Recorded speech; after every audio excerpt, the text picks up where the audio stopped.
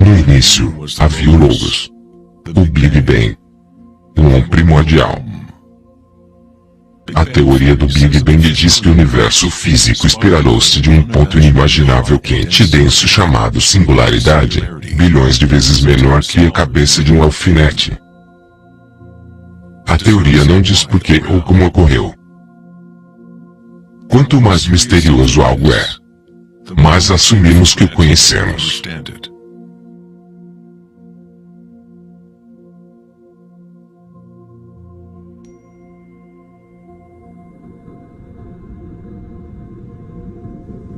Acreditava-se que a gravidade eventualmente atrasaria sua expansão ou contrairia o universo numa grande compactação.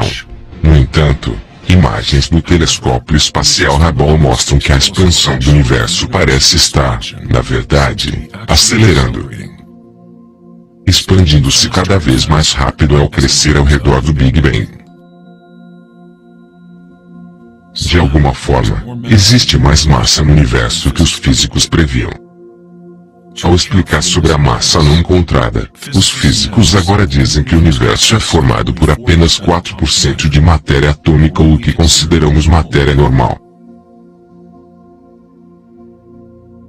23% do universo é feito de matéria escura e 73% é energia escura.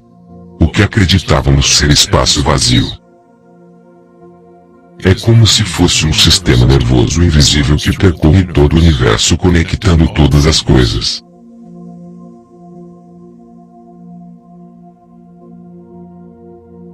Os antigos mestres védicos ensinavam Vienada Brahma-o universo e a vibração. O campo vibratório é a raiz de toda a real experiência espiritual e investigação científica. É o mesmo campo energético que os santos, budas, yogis, místicos, padres, xamãs e videntes observaram ao olharem dentro de si mesmos. Foi chamado de Akasha, o primordial, a rede de joias de Indra, a música das esferas, e muitos outros milhares de nomes através da história.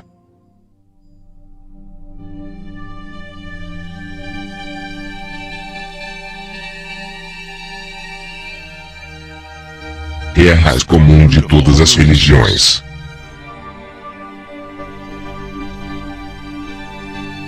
E o elo entre nossos mundos internos e nossos mundos externos.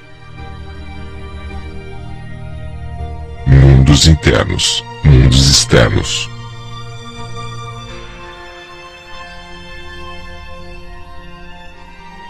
Parte 1. Akasha.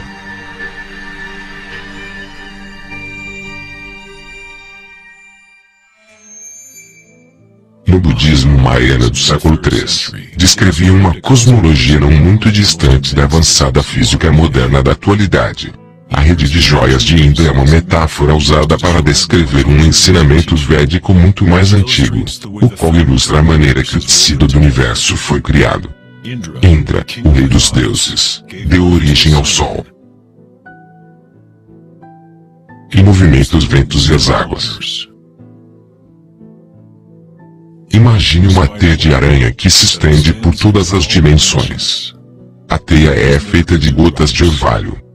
E cada gota contém o reflexo de todas as outras gotas d'água. E em cada gota de orvalho refletida, você encontrará os reflexos de todas as outras gotas, a teia inteira, nesse reflexo. E assim por diante, até o infinito. A rede de Indra pode ser descrita como um universo holográfico, onde até mesmo o menor feixe de luz possui um modelo completo do todo.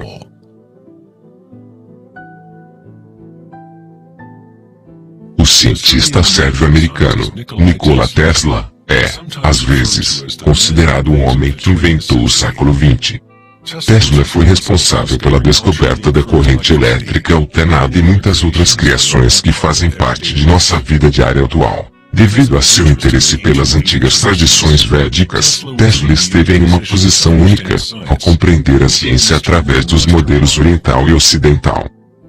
Como todos os grandes cientistas, Tesla observou intensamente os mistérios do mundo externo, mas também buscou intensamente dentro de si mesmo. Como os antigos yogis, Tesla usou o termo caixa para descrever a impressão etérea que se estende através de todas as coisas. Tesla estudou com Swami Vivekananda, um yogi que trouxe os antigos ensinamentos da Índia ao Ocidente. Nos ensinamentos védicos, a caixa é o próprio espaço, o espaço que os outros elementos preenchem, que existe simultaneamente com a vibração. Ambos são inseparáveis. A caixa é Yin, o prana é Yang.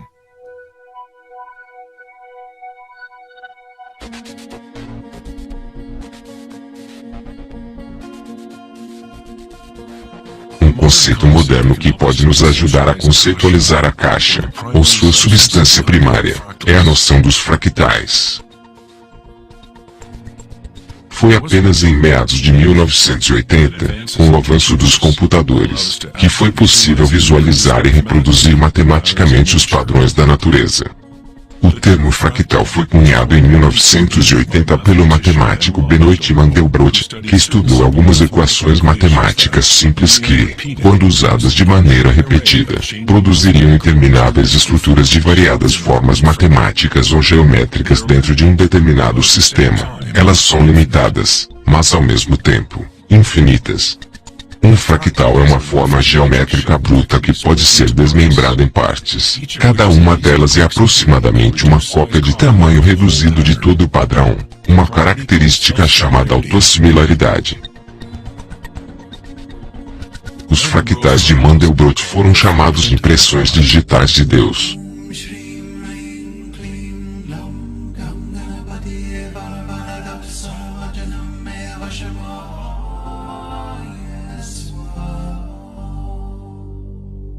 Você está olhando para uma pintura gerada pela própria natureza.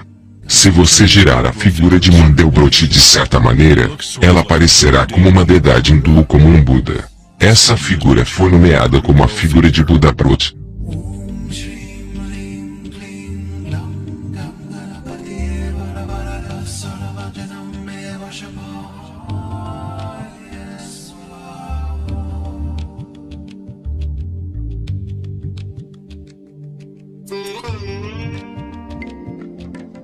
Se procurar por algumas formas da arte e arquitetura da antiguidade, verá que, há muito tempo, os humanos associavam a beleza e o sagrado com os padrões fractais.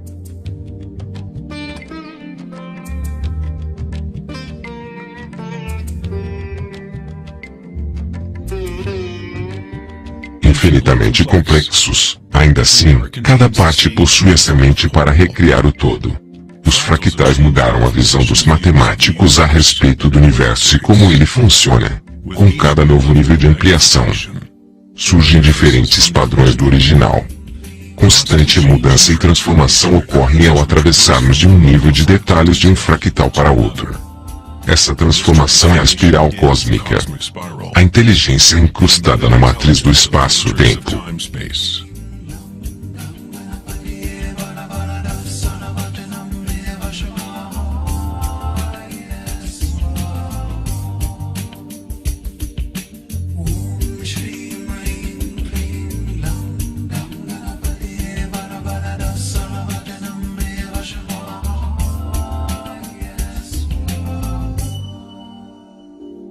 Fractais são caóticos em essência.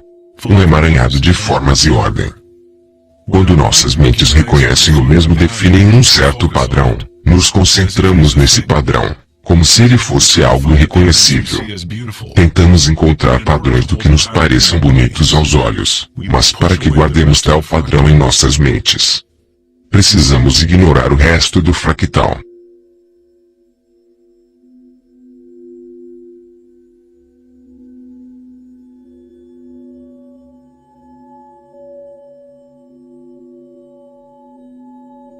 Para que possamos compreender um fractal com nossos sentidos, é preciso limitar seu movimento.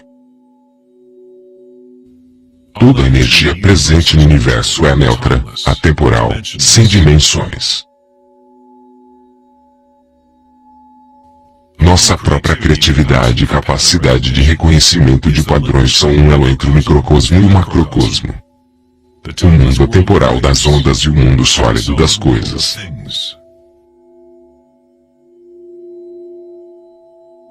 A observação é um ato de criação através das limitações inerentes ao pensamento.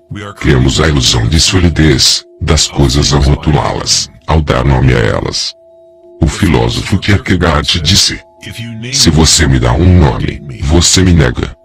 Ao me dar um nome, um rótulo, você nega todas as outras coisas que eu poderia me tornar. Você trancafia uma partícula tornando-a uma coisa, prendendo-a, dando a ela um nome. Mas ao mesmo tempo, você está criando-a, definindo sua existência. A criatividade é nossa qualidade mais elevada. Com a criação das coisas, vem o tempo, o qual cria a ilusão de solidez.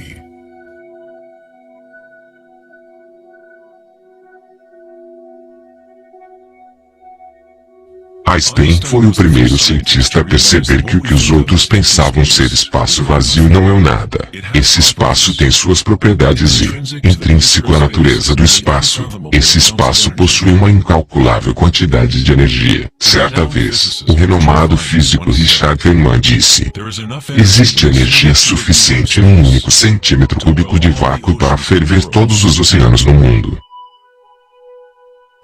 Avançados praticantes de meditação sabem que no silêncio reside o maior dos poderes. Buda cunhou outro termo para essa substância primária. Chamou-a de kalapas, pequenas partículas ou pequenas ondas que aparecem e desaparecem trilhões de vezes por segundo.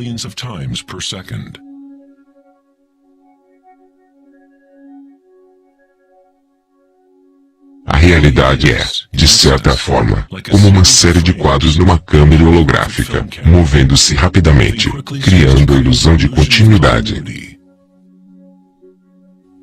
Quando a consciência permanece completamente imóvel, a ilusão é compreendida, pois é a própria consciência que gera a ilusão.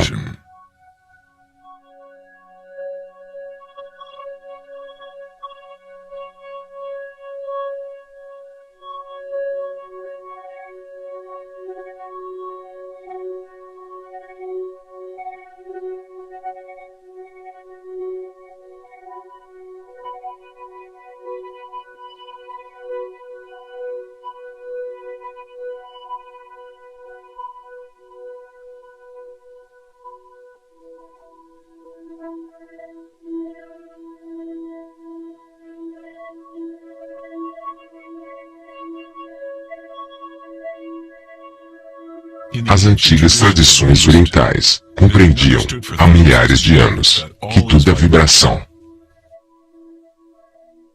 Nada Brahma. O universo é som.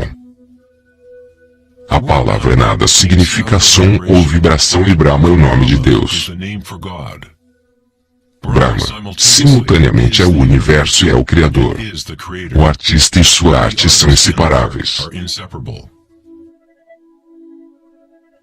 No Upanishad, um dos mais antigos registros do ser humano na Índia antiga, está escrito: Brahma, o Criador, sentado em sua flor de lótus, abre seus olhos e o mundo vem a existir. Brahma fecha seus olhos, e o mundo deixa de existir. Místicos da antiguidade, yogis e videntes sustentaram a ideia de que existe um campo no nível base da consciência. O campo akáshico ou os registros acásicos, onde toda a informação, toda a experiência, do passado, presente e futuro, existem agora e sempre. É desse campo matriz que todas as coisas surgem. Desde as partículas subatômicas até as galáxias, estrelas, planetas e toda a vida.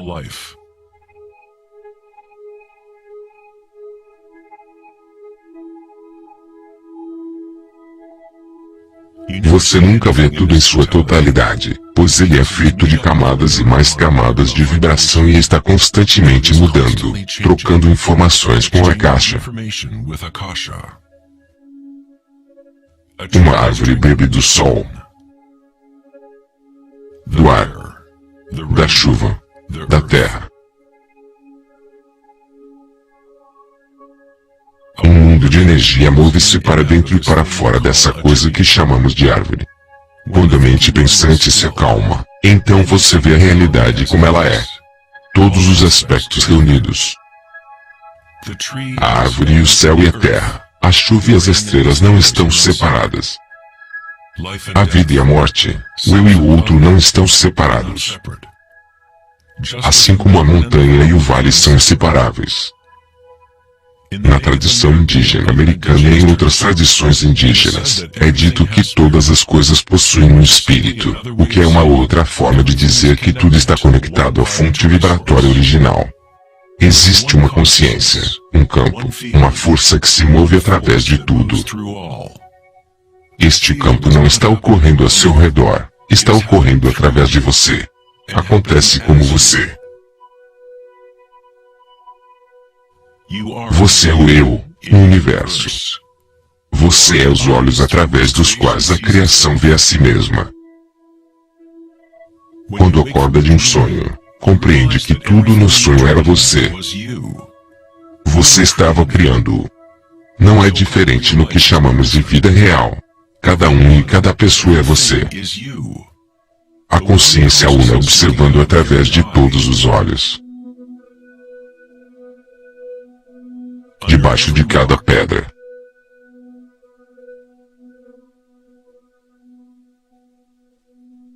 Dentro de cada partícula.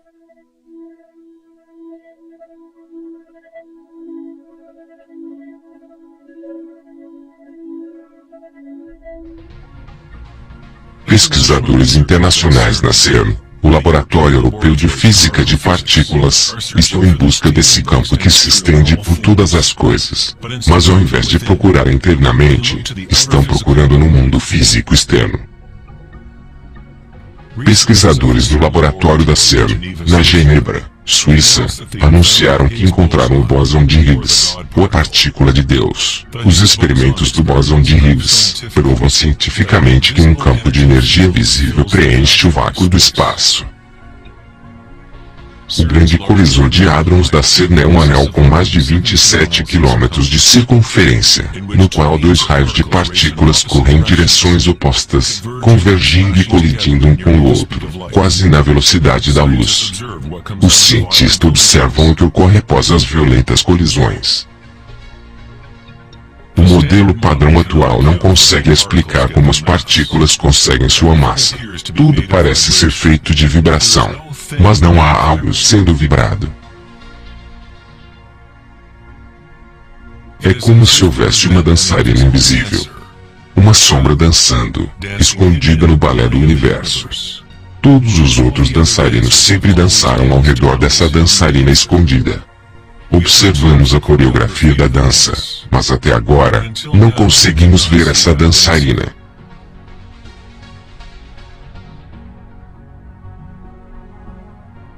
Essa dita partícula de Deus, as propriedades da matéria básica do universo, o centro de toda a matéria que constituiria essa inexplicável massa e a energia que gera a expansão do universo. Longe de explicar a natureza do universo, a descoberta do bóson de Higgs simplesmente apresenta um mistério ainda maior, revelando um universo que é muito mais misterioso do que chegamos a imaginar. A ciência se aproxima do limiar entre a consciência e a matéria. O olho pelo qual enxergamos o campo primordial e o olho ao qual o campo olha para nós são só o mesmo.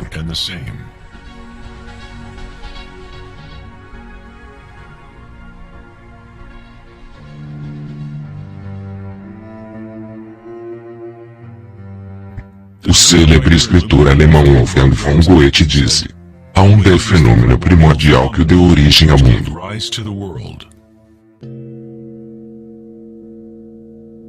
Simática é o estudo do som visível. A palavra simática vem de raiz grega, sima, que significa onda ou vibração.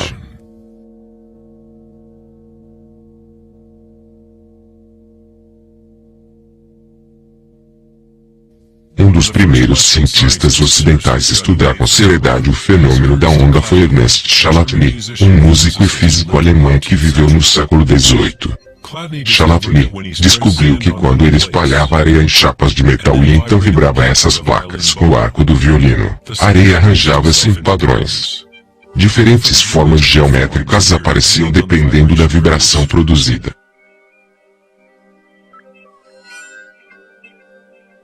Chalatny registrou todo um catálogo dessas formas e essas formas são conhecidas como as figuras de Chalatny. Muitos desses padrões podem ser encontrados por toda a natureza, como, por exemplo, as marcas do casco de uma tartaruga ou o padrão de pintas de um leopardo.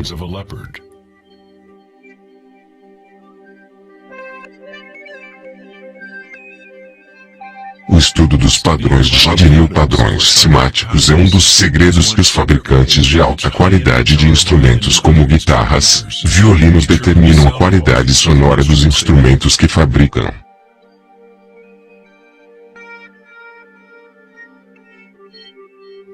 Hans Janny expandiu o trabalho de Chalatny na década de 1960 usando vários fluidos e amplificação eletrônica para gerar frequências sonoras e cunhou o termo simática. Se você enviar simples ondas senoidais num disco com água, você verá padrões na água. Dependendo da frequência da onda, diferentes padrões aparecerão. Quanto maior a frequência, mais complexo o padrão. Essas formas são repetíveis, não são aleatórias. Quanto mais observar, mais começa a perceber como a vibração arranja a matéria em formas complexas através de simples ondas repetitivas. Essa vibração na água tem um padrão parecido com o do girassol.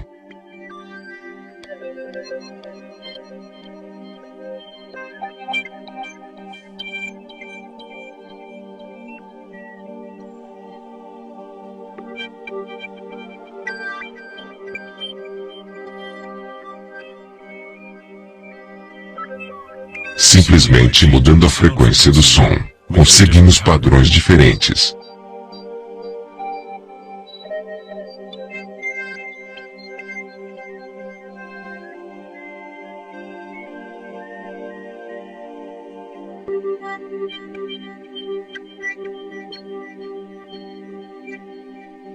A água é uma substância deveras misteriosa. Ela é altamente imprimível.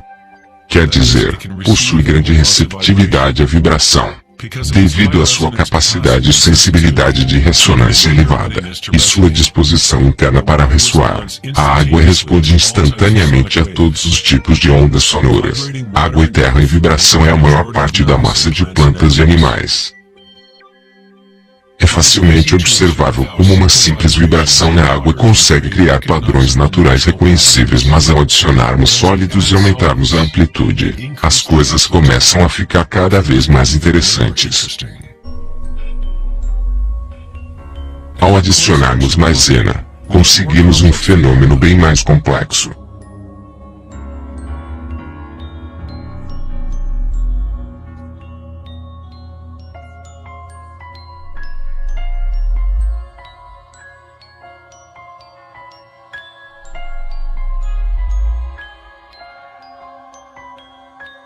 Talvez os princípios da vida em si podem ser observados enquanto a vibração move a bolha de maisena em algo que parece ser um organismo vivo.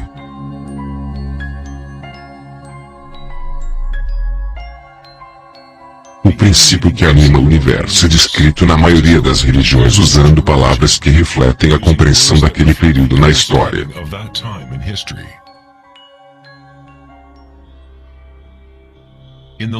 Na língua dos Incas, o maior império da América pré-colombiana, a palavra para corpo humano era Alpacamasca, que significa, literalmente, terra animada. Na Cabala, o misticismo judaico, fala sobre o nome divino de Deus. O nome que não deve ser pronunciado. Não pode ser pronunciado pois é uma vibração que está em todo lugar. É todas as palavras. Toda a matéria. Tudo é a palavra sagrada. O tetraedro é a forma mais simples que pode existir em 3 dimensões. Algo precisa ter pelo menos 4 pontos para estar na realidade física. A estrutura triangular é o único padrão que se autoequilibra na natureza. No Velho Testamento, a palavra tetragramaton foi usada para representar uma manifestação específica de Deus. Era usada quando se falava sobre a palavra de Deus ou nome especial de Deus, logos ou palavra primordial.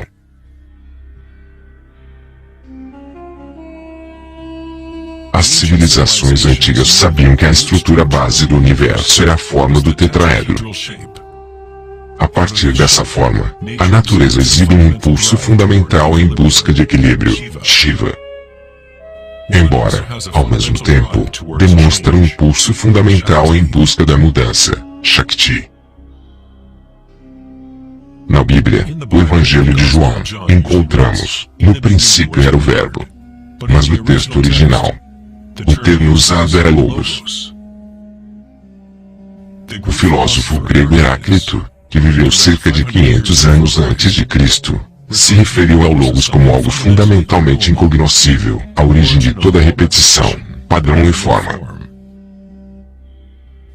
Os estoicos filósofos que seguiram os ensinamentos de Heráclito identificaram o termo com o princípio inspirador divino que impregna o universo.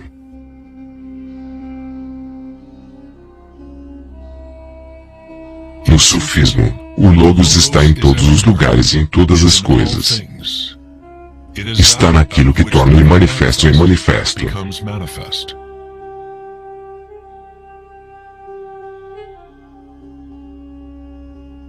Na tradição hindu, Shiva Nataraja literalmente quer dizer Senhor da Dança. O cosmos inteiro dança com o tambor de Shiva. Tudo está imbuído ou impregnado com a pulsação. Somente enquanto Shiva continuar dançando, o mundo poderá continuar a evoluir e mudar, caso contrário ele desmoronará em direção ao nada. Enquanto Shiva representa nossa consciência desperta, Shakti é a substância ou as coisas do mundo. Enquanto Shiva se põe em meditação, Shakti incita-o a se mexer, a trazê-lo à dança. Como Yin e o Yang, o dançarino e a dança existem como um só. Logos também significa verdade desvelada. Aquele que conhece o Logos, conhece a verdade. Existem muitas camadas de encobrimento no mundo humano, pois a caixa tem gerado suas complexas estruturas ocultando a fonte de si mesma. Como um divino jogo de esconde-esconde, estivemos nos escondendo por milhares de anos, eventualmente nos esquecendo completamente do jogo. De alguma forma, nos esquecemos de que havia algo para encontrarmos. No budismo, ensina-se rapidamente percebermos o Logos, o campo de mudança ou impermanência dentro de cada um, através da meditação. Quando você observa seu mundo interno, percebe sensações e energias cada vez mais sutis enquanto a mente se torna cada vez mais concentrada e focada. Através da compreensão direta da anicca, ou a impermanência no nível fundamental da sensação, podemos nos libertar do apego às formas externas e transitórias. Uma vez compreendendo que existe apenas um campo vibratório que é a raiz comum de todas as religiões, como podemos dizer, essa é a minha religião, ou, esse é meu eu primordial, meu campo quântico.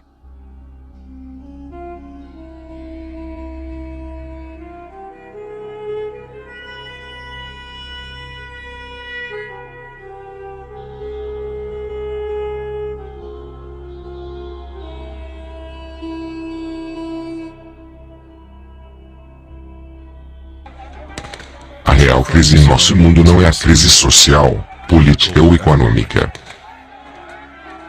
Nossa crise é uma crise de consciência. Uma incapacidade de experimentarmos diretamente nossa verdadeira natureza. Uma incapacidade de reconhecer essa natureza em todos e em todas as coisas.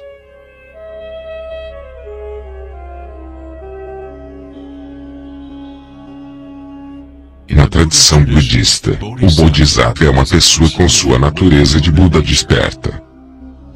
Um Bodhisattva se compromete a ajudar no despertar de cada ser no universo, compreendendo que existe apenas uma consciência. Para despertar seu verdadeiro eu, é preciso despertar todos os seres.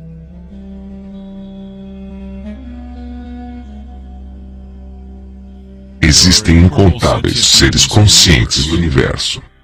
Me comprometo a ajudar a todos em seu despertar. Minhas imperfeições são inesgotáveis. Me comprometo a superá-las todas. O Dharma é incognoscível. Me comprometo a conhecê-lo. O caminho do despertar é inalcançável.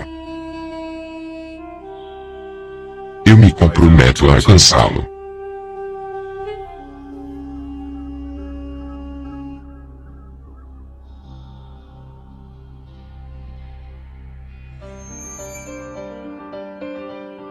O filósofo grego Platão insinuava de maneira enigmática que existia uma chave de ouro que unificava todos os mistérios do universo.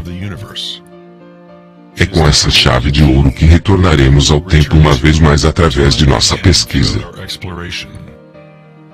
A chave de ouro é a inteligência do Logos, a fonte do Om primordial. Podemos dizer que é a mente de Deus. Com nossos sentidos limitados, observamos apenas a manifestação externa da mecânica oculta da autossimilaridade. A fonte dessa simetria divina é o maior mistério de nossa existência.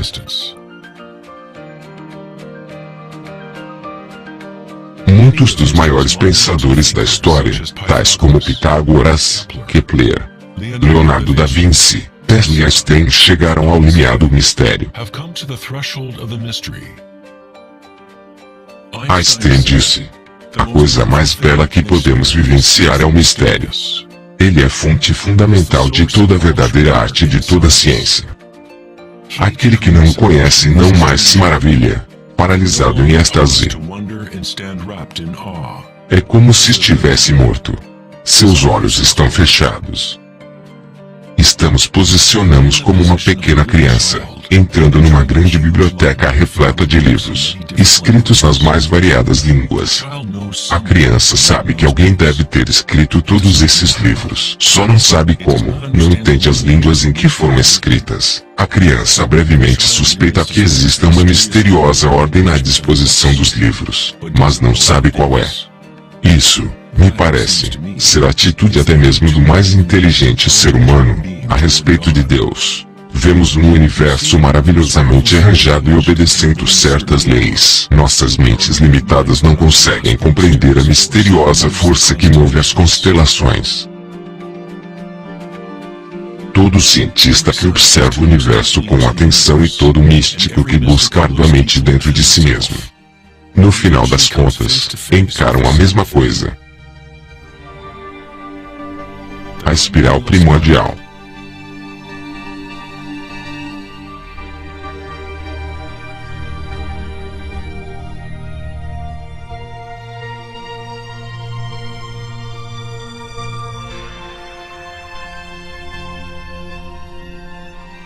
Parte 2. A espiral.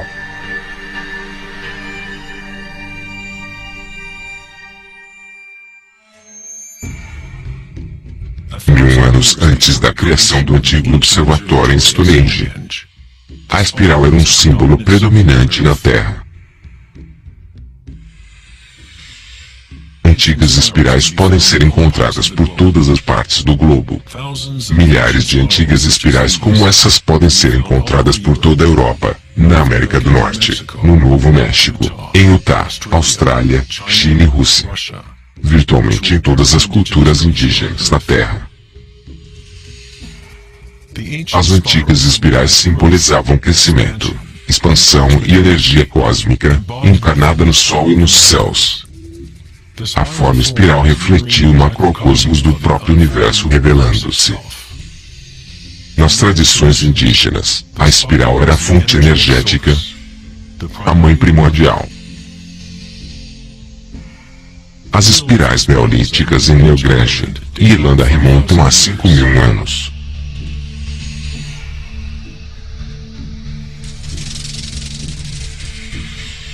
São 500 anos mais velhas que as grandes pirâmides de Gizé e são tão enigmáticas quanto elas aos observadores modernos.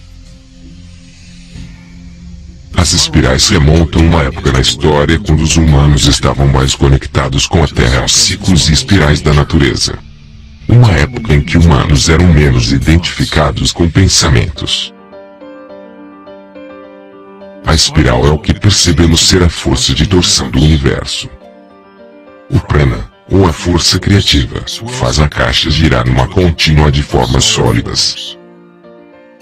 Encontrada em todos os níveis entre o macrocosmo e o microcosmo, desde as galáxias espiraladas até os sistemas meteorológicos. Desde a água de sua banheira até seu DNA.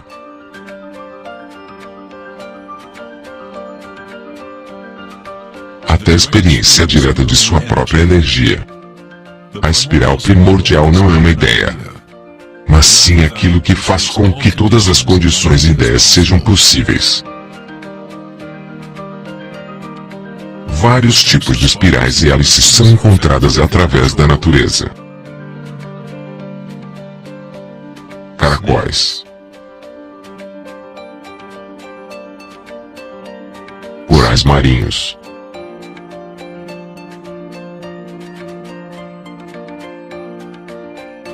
teias de aranha,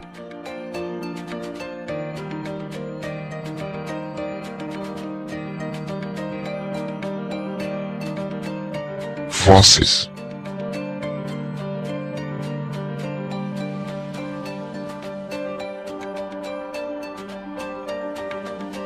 a cauda do cavalo marinho,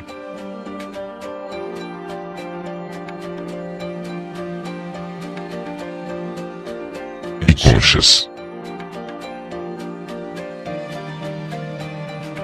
Muitas das espirais presentes na natureza são observadas como sendo espirais logarítmicas ou espirais em crescimento. À medida que se avança de seu centro, as divisões da espiral se tornam exponencialmente maiores.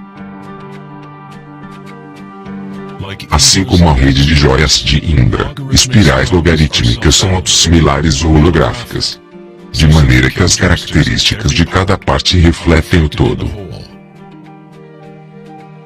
Há 2.400 anos, na antiga Grécia, Platão considerou as proporções geométricas contínuas como sendo o mais profundo vínculo cósmico. A proporção áurea, ou a proporção divina, era o maior segredo da natureza. A proporção áurea pode ser expressada como a relação de A mais B para A é igual à relação de A e B. Para Platão, a alma do mundo se vincula numa única ressonância harmônica. A mesma forma de pentágono encontrada numa estrela do mar, ou numa fatia de um quiabo, pode ser vista no caminho do planeta Vênus traçado no céu da noite, num período de 8 anos.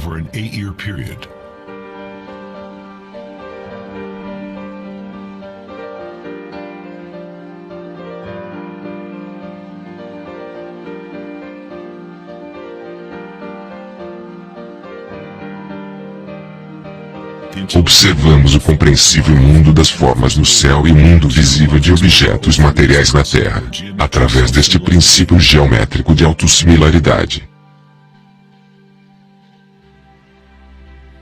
Desde o padrão espiral autossimilar do brócoli romanesco, até os braços das galáxias, as espirais logarítmicas são padrões onipresentes e arquetípicos.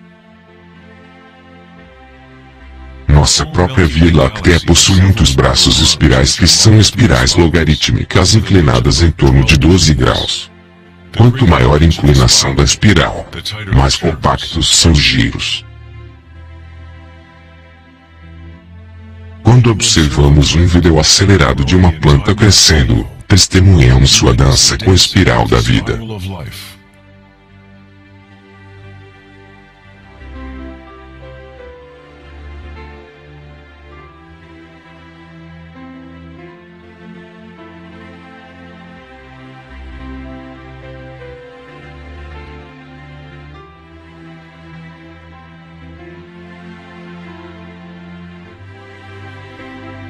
Uma espiral dourada é uma espiral logarítmica que cresce externamente segundo o fator da proporção áurea. A proporção áurea é uma relação matemática especial que aparece inúmeras vezes na natureza. O padrão observado segue o que chamamos de série de Fibonacci ou sequência de Fibonacci. A sequência de Fibonacci desdobra-se de tal maneira que cada número é a soma dos dois números anteriores. O matemático e astrônomo alemão Kepler descobriu que padrões espirais altos similares são facilmente encontrados no formato em que as folhas se arranjam no caule das plantas, ou mesmo numa pequena flor e no arranjo de pétalas das flores. Leonardo da Vinci observou que os espaços das folhas estão, geralmente, em padrões espirais. Esses padrões são chamados de padrão filotaxia ou padrão de arranjo de folhas. A filotaxia pode ser encontrada em nucleotídeos auto-organizados do DNA.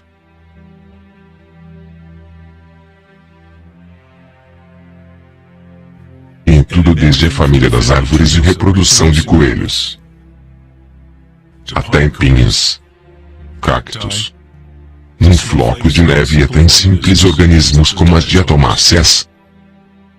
As diatomáceas são um dos tipos mais comuns de fitoplânctons, organismos unicelulares que servem de alimento para inúmeras espécies em toda a cadeia alimentar.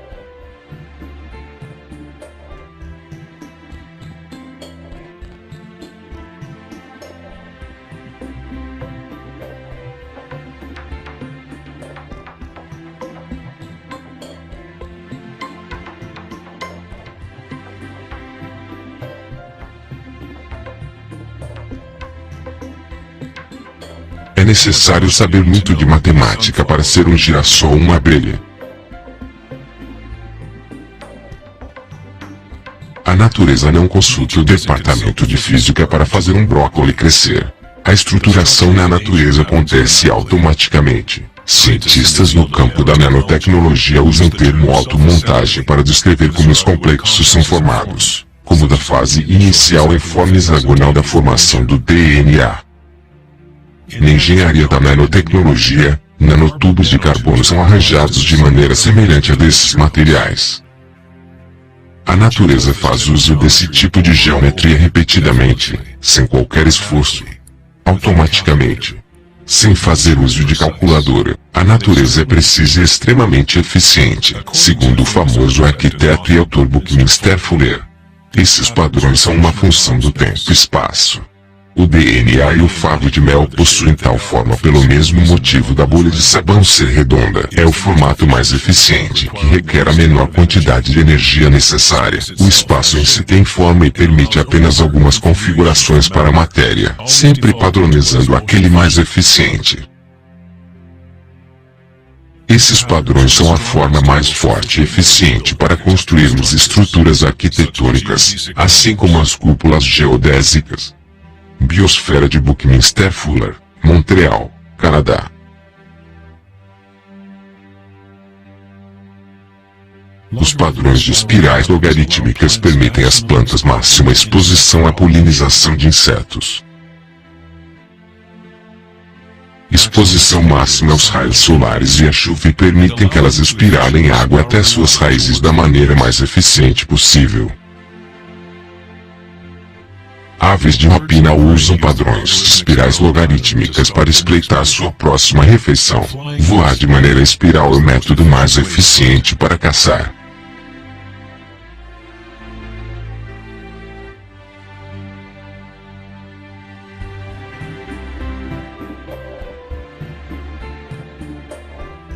A habilidade de se ver a espiral da vida dançando a caixa na forma material tem a ver com a habilidade de se reconhecer a beleza e a simetria na natureza. O poeta William Blake certa vez disse: "O universo vegetal se abre como uma flor vinda do centro da Terra, de onde está a eternidade. Expande-se das estrelas até a concha terrestre e ali encontra-se com a eternidade novamente, tanto interna quanto externamente."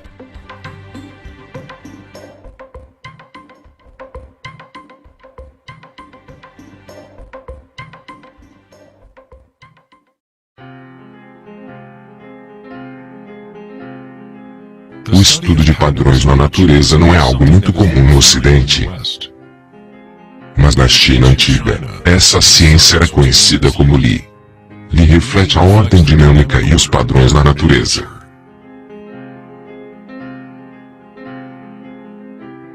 Mas não foi concebido como um padrão estático, congelado ou imutável, como um mosaico.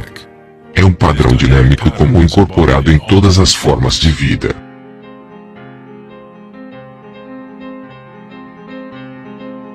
As artérias das folhas, as marcas de uma tartaruga e os padrões vinosos em rochas são todas expressões da linguagem secreta da natureza e da arte. O labirinto é um dos muitos padrões de Li. É encontrado nas estruturas de corais, em cogumelos como o morel, repolhos e no cérebro humano. A estrutura celular é outro padrão comum na natureza. Existe uma miríade de diferentes estruturas celulares, mas todas possuem uma ordem similar, definida por seu propósito e função. É fácil nos fascinarmos com o constante jogo de formas, mas o mais interessante é que certas formas de arquétipo parecem estar entrelaçadas no tecido de toda a natureza. O padrão das ramificações é outro padrão de Li, ou padrão arquétipo observado facilmente, em todos os níveis e em todas as escalas de fractais.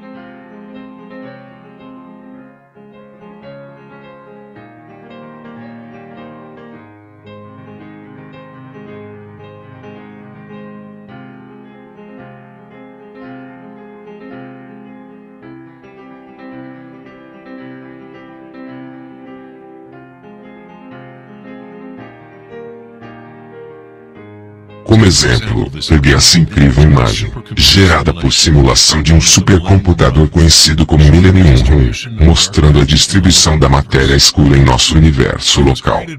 Foi criada pela Sociedade Max Planck, na Alemanha. A matéria escura é, basicamente, o que achávamos ser espaço vazio.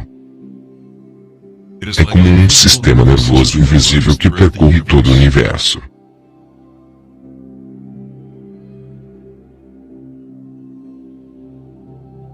O universo é, literalmente, como um cérebro gigante. Está constantemente pensando, usando um tipo de energia escura oculta a qual a ciência está apenas começando a compreender. Através dessa imensa rede, uma quantidade inacreditável de energia se move proporcionando o impulso para a expansão e o crescimento do universo.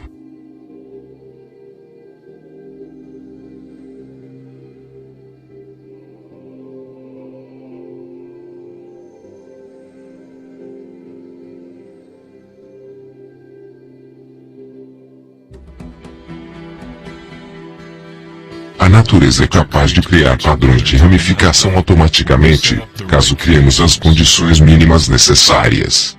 A natureza é uma máquina geradora de arte ou um motor criador da beleza. Aqui, a eletricidade está sendo usada para gerar ramificações de cristais de prata. O vídeo foi acelerado enquanto foram gerados durante algumas horas. Os cristais se formam no cátodo de alumínio, quando os íons se depositam via eletrólise da solução de nitrato de prata. A formação é auto-organizadora. Você está vendo um trabalho de arte gerado pela própria natureza. Johann Wolfgang von Goethe disse: a beleza é uma manifestação das leis secretas da natureza, que de outra maneira, estariam ocultas de todos nós, para sempre. Nesse sentido, tudo na natureza está vivo e se auto-organiza. Quando alta voltagem é usada, as ramificações de fractais se tornam muito mais óbvias. Isso está acontecendo em tempo real.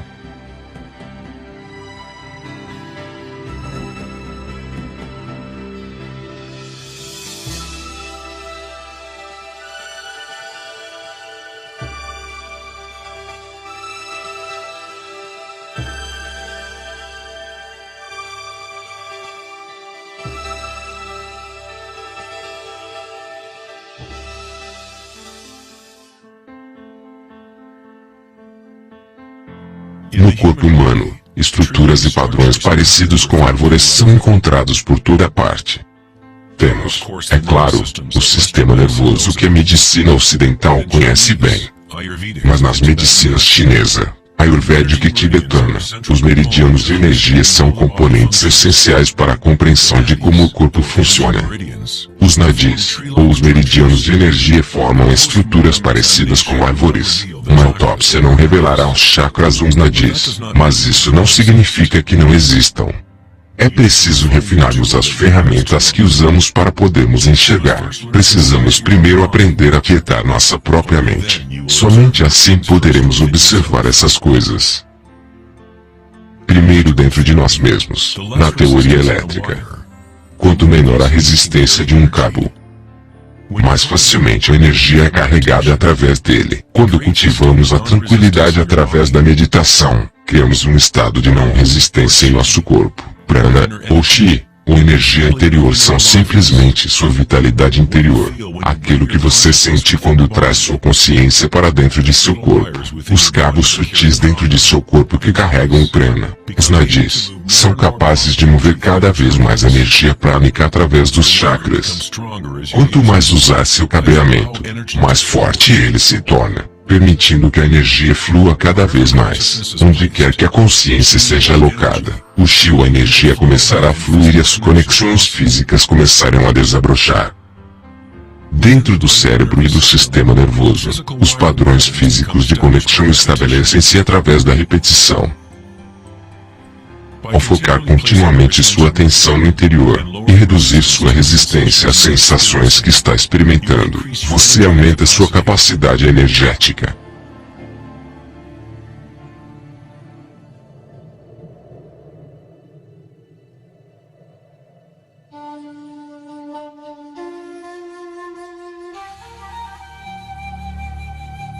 Em taoísmo, o símbolo do Yang representa a interpenetração das forças espirais da natureza. O Yin e Yang não são dois, e não são um. O antigo conceito do Ara é representado pelo Yin Yang, o redemoinho em espiral. É a força central localizada no abdômen, logo abaixo do umbigo. Ara significa literalmente, o mar ou oceano de energia. Na China, o Ara é chamado de Dantian inferior. Nas várias formas das artes marciais asiáticas, o guerreiro com um Ara forte é considerado impossível de ser parado. Na tradição samurai, uma das formas de suicídio ritual, ou seppuku era o Harakiri, frequentemente pronunciado erroneamente de Airi-Kairi. Seu significado é empalar seu próprio Ara, cortando assim, seu canal de energia ou Chi.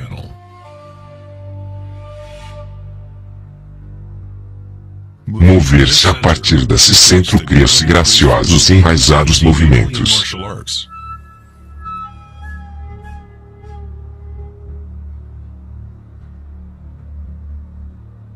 Que não vemos apenas nas artes marciais, mas também em grandes jogadores de golfe. Dançarinas do ventre.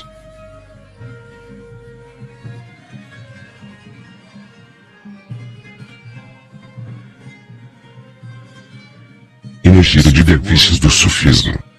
É o cultivo, focado num ponto, da consciência disciplinada, que é a essência do Ara. A quietude no olho do furacão.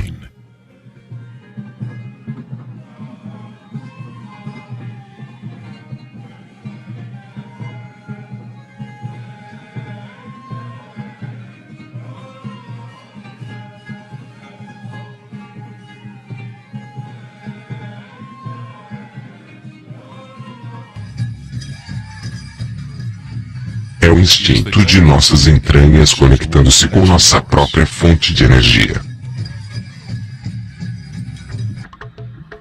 Uma pessoa com um bom Ara está conectada com a Terra, e com a sabedoria intuitiva que conecta a todos os seres. Pensar com seu próprio ventre, ou Ara de Kanganazai, é conectar-se com sua própria sabedoria interior.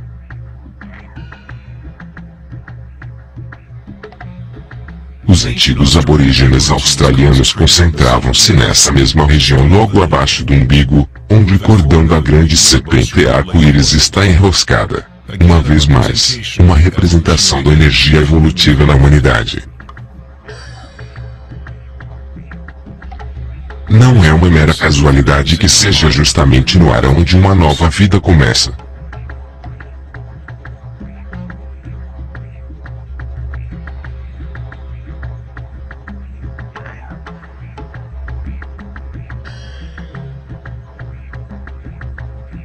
O sistema nervoso entérico, às vezes chamado de cérebro do intestino, é capaz de manter uma complexa matriz de conexões similar às do cérebro da cabeça, com seus próprios neurônios e neurotransmissores.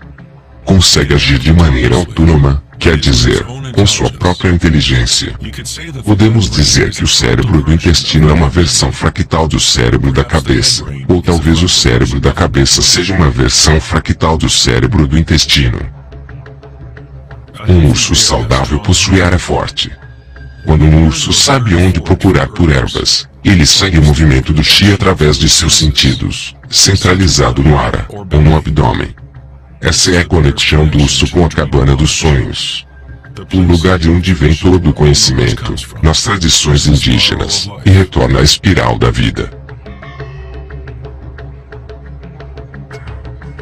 Mas como os povos antigos sabiam a respeito da espiral, se a ciência moderna está apenas começando a reconhecer sua importância.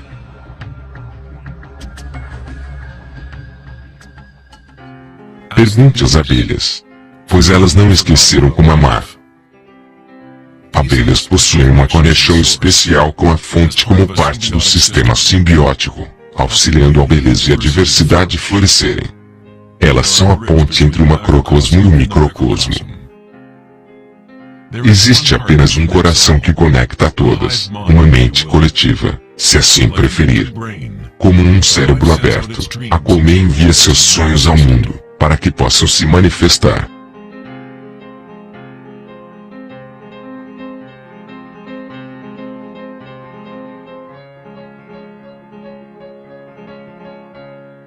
Na natureza, muitas criaturas sabem como agir em uníssono, movimentarem-se como um só espírito, numa única direção.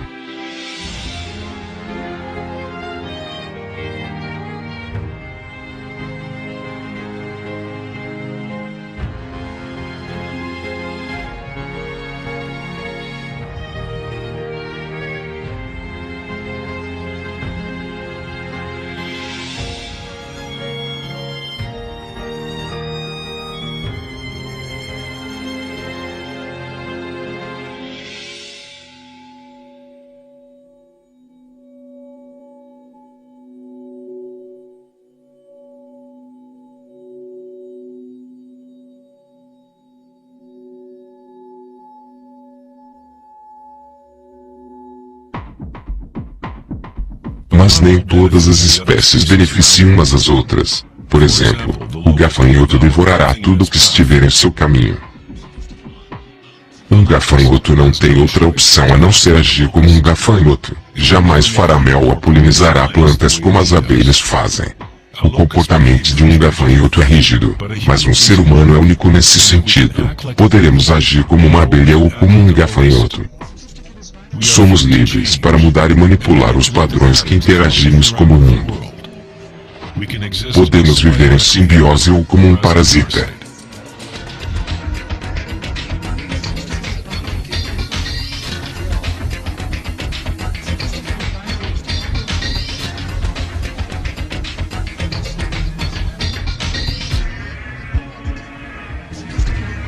Atualmente, os humanos tentam compreender a espiral com a mente racional. Mas o ato de pensar nunca foi o que nos conectou com a espiral da vida. Sempre estivemos conectados.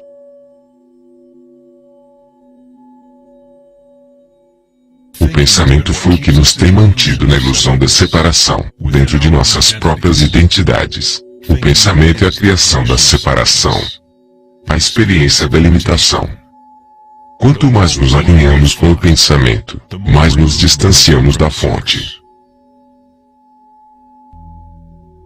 As culturas antigas menos alinhadas com o pensamento, se alinhavam com a espiral de maneira mais direta e pessoal do que fazemos hoje em dia.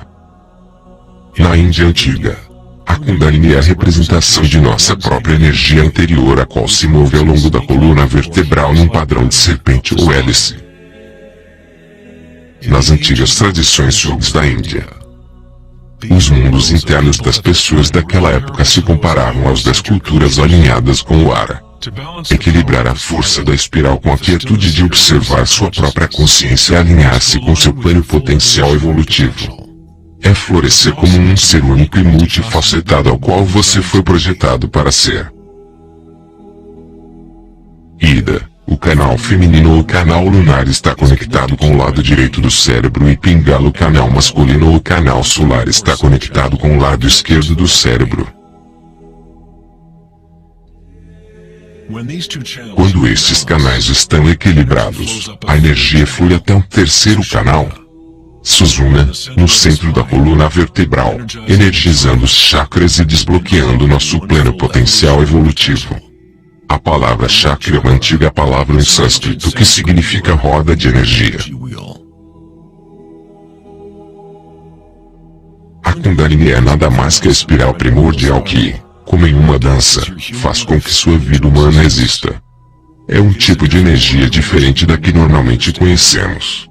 É como uma ponte da matéria bruta até as energias mais sutis. Você é essa ponte. A Kundalini não é uma energia que pode ser forçada pela vontade, esforço e fricção. É similar a cultivarmos uma flor.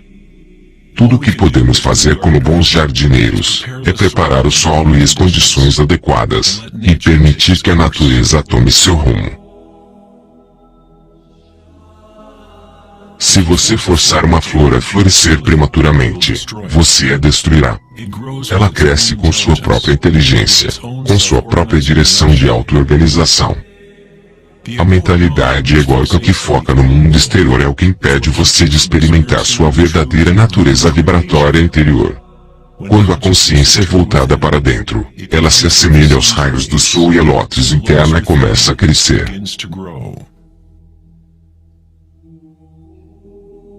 Conforme a Kundalini desperta em nosso interior, começamos a perceber os sinais da espiral em todas as coisas. Em todos os padrões internos e externos. Essa espiral é o elo entre nossos mundos internos e nossos mundos externos.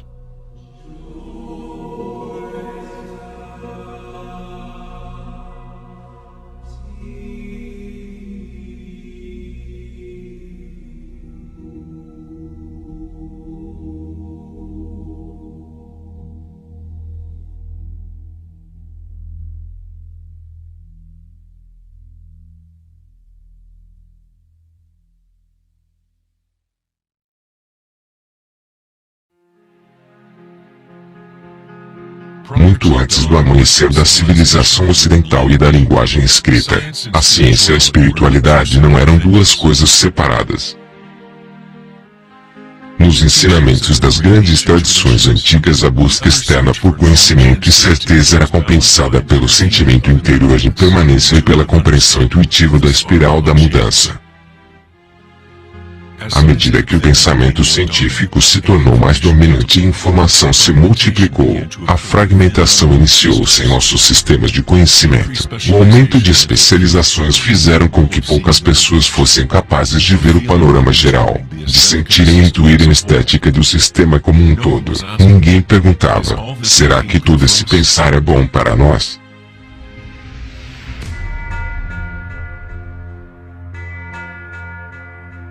O conhecimento antigo está aqui, em nosso meio, escondido de nossas vistas. Mas estamos muito mais preocupados com nossos pensamentos para reconhecê-lo. Essa sabedoria proibida é o caminho para restabelecermos o equilíbrio entre o interior e o exterior. Yin e Yang. Entre a espiral da mudança e a quietude de nosso centro.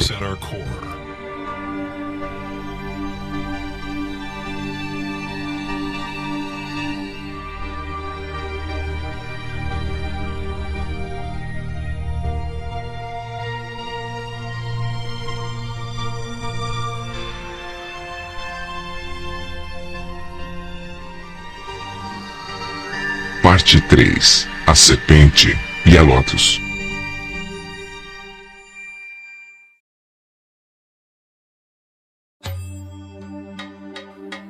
Na mitologia grega, Esculápio era um filho de Apolo e o deus da cura. Sua sabedoria e habilidades de cura eram insuperáveis e é dito que havia descoberto o segredo da vida e da morte. Na Grécia Antiga, os templos de cura esculapiana reconheciam o poder da espiral primordial, a qual era simbolizada pelo bastão de Esculápio. Dizem que Hipócrates, o pai da medicina, cujos juramentos ainda formam o código da profissão médica atual, recebeu seus treinamentos num templo de Esculapiano. Até hoje, esse símbolo de nossa energia evolutiva permanece sendo o logotipo da Associação Médica Americana e de outras organizações médicas mundo afora. Na iconografia egípcia, a serpente e o pássaro representam a dualidade ou polaridade da natureza humana.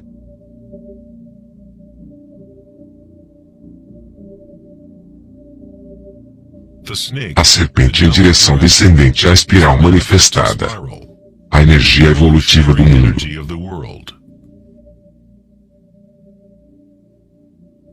O pássaro é a direção ascendente, a corrente acima, em direção ao sol, ou a consciência unifocalizada desperta.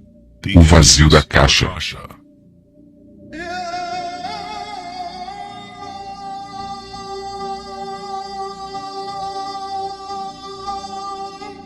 Faraós e deuses são representados com sua energia desperta, pois a serpente Kundalini acende a coluna vertebral e perfura o chakra Ajna, entre os olhos.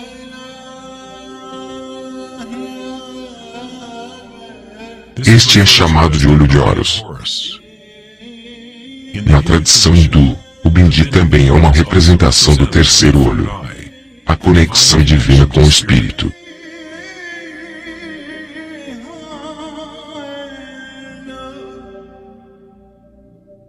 A máscara do rei Tutankhamon é um exemplo clássico que mostra o tema de aves e serpentes.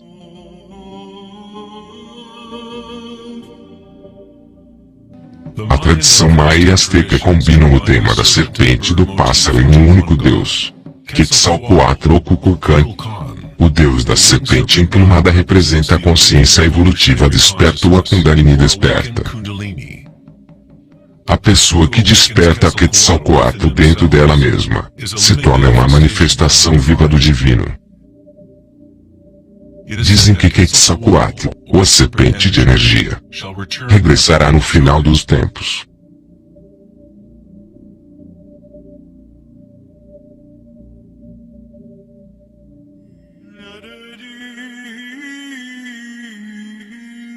Os símbolos da serpente e do pássaro também são encontrados no cristianismo.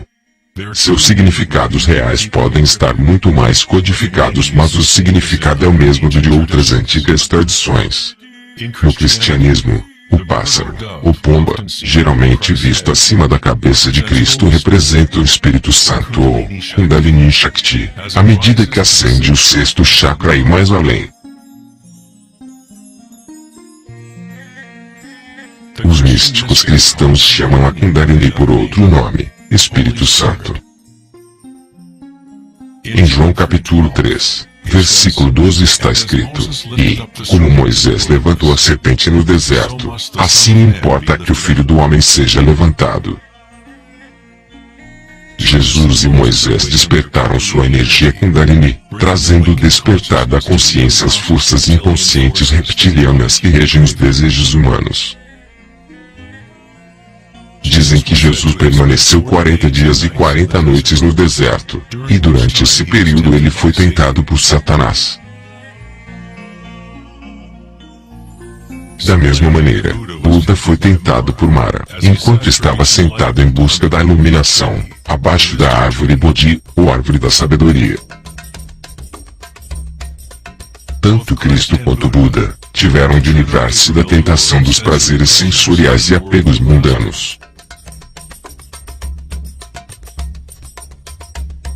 Em ambas as histórias, O demônio é a personificação de seus próprios apegos.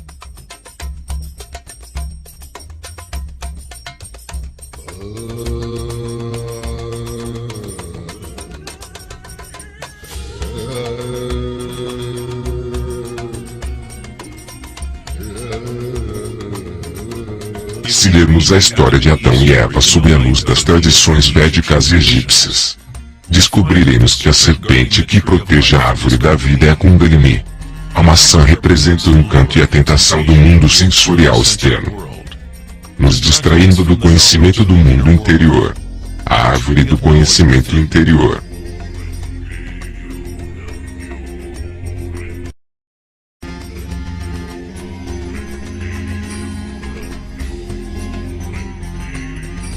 A árvore é apenas a rede de nadis ou os meridianos de energia dentro de nós mesmos, os quais formam, literalmente, estruturas em forma de árvore por todo o nosso corpo.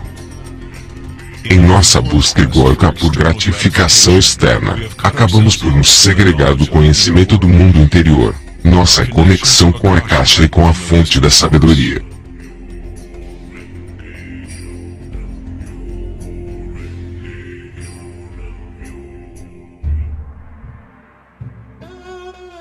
Muitos dos mitos históricos mundo afora a respeito de dragões podem ser interpretados como metáforas das energias internas das culturas as quais faziam parte.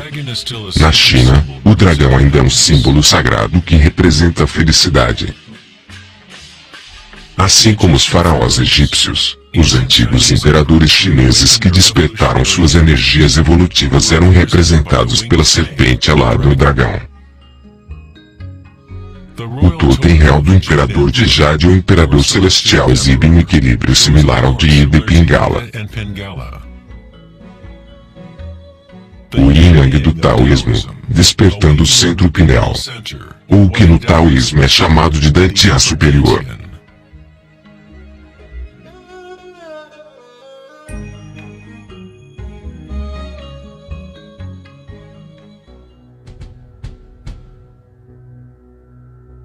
A natureza é repleta de formas distintas de detectar e assimilar a luz. Por exemplo, um ouriço do mar é capaz de enxergar com seu corpo espinhento, e age como se fosse um grande olho. Ouriços do mar detectam a luz que incide em seus espinhos e comparam a intensidade dos raios para terem melhor noção de seus arredores.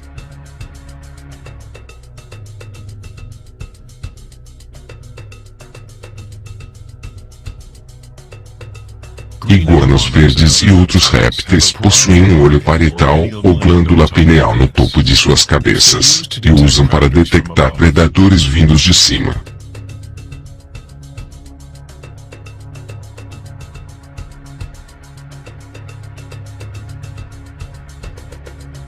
A glândula pineal humana é uma pequena glândula endócrina que ajuda a regular os padrões de sono e vigília. Mesmo ela estando profundamente alocada na cabeça, a glândula pineal é sensível à luz. O filósofo Descartes reconheceu que a área da glândula pineal, ou terceiro olho, era a interface entre a consciência e a matéria. Praticamente tudo é simétrico no corpo humano. 2 olhos, 2 ouvidos, 2 narinas, até mesmo o cérebro possui 2 lados. Mas existe uma área do cérebro que não é espelhada. Essa é a área da glândula pineal e o centro energético que a circunda. No nível físico, moléculas únicas são formadas naturalmente pela glândula pineal, tais como a DMT, dimetiltriptamina. A DMT também é produzida naturalmente no momento do nascimento e da morte, agindo literalmente como uma ponte única entre o mundo dos vivos e dos mortos. A DMT é produzida naturalmente durante os estados de meditação profunda e samadhi, ou por meios enteogênicos.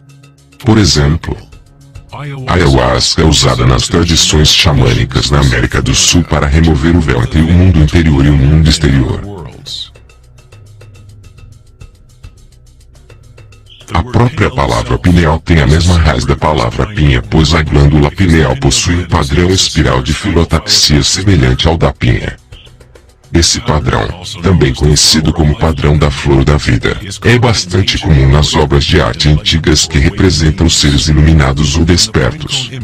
Quando a imagem de uma pinha é vista em obras de arte sagradas, ela representa o terceiro olho desperto, a consciência unifocalizada desperta direcionando o fluxo da energia evolutiva. A pinha representa o florescer dos chakras superiores, os quais são ativados assim que Suzuna se eleva até o chakra Ajna e além. Na mitologia grega, os seguidores de Dionísio carregavam consigo um tiço, ou cajado gigante com videiras enroladas em espiral e com uma pinha no topo. Novamente, representando a energia de Dionísio ou Kundalini Shakti enquanto viaja através da coluna vertebral até o corpo pineal no sexto chakra. No coração do Vaticano, talvez espera-se ver alguma escultura gigante de Jesus ou de Maria, mas no lugar encontramos uma estátua gigante de uma pinha indicando que na história do cristianismo, pode ter havido conhecimentos sobre os chakras e Kundalini, mas por algum motivo, foram mantidos em segredo das massas. A explicação oficial da igreja é de que a pinha é um símbolo da regeneração e representa uma vida nova em Cristo.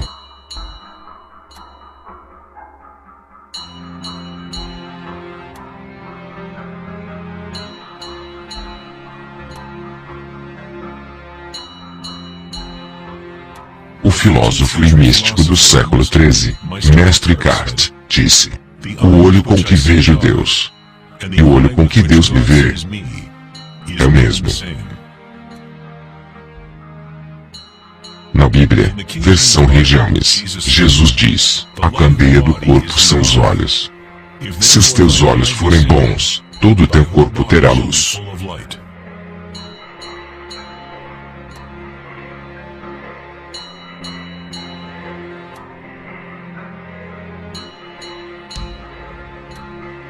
Buda disse: "O corpo é um olho."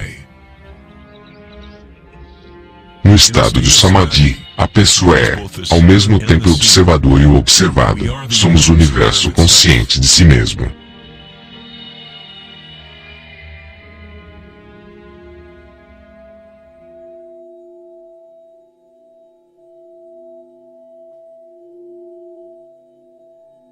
Quando a Kundalini é ativada, ela estimula o sexto chakra e o centro pineal, e essa região começa a recuperar algumas de suas funções evolutivas. A meditação no escuro foi usada por milhares de anos como uma forma de ativar o sexto chakra na região da glândula pineal. A ativação desse centro permite uma pessoa ver sua própria luz interior. Seja yogi proverbial, ou o xamã em retiro profundo numa caverna, ou um taoísta ou iniciado maia, até mesmo um monge tibetano, todas as tradições incorporaram um período em que alguém permanece na escuridão. A glândula pineal é o portal para experimentarmos nossa própria energia sutil de maneira direta. O filósofo Nietzsche disse: "Quando se olha muito tempo para um abismo, eventualmente descobrirá que o abismo olha para você de volta."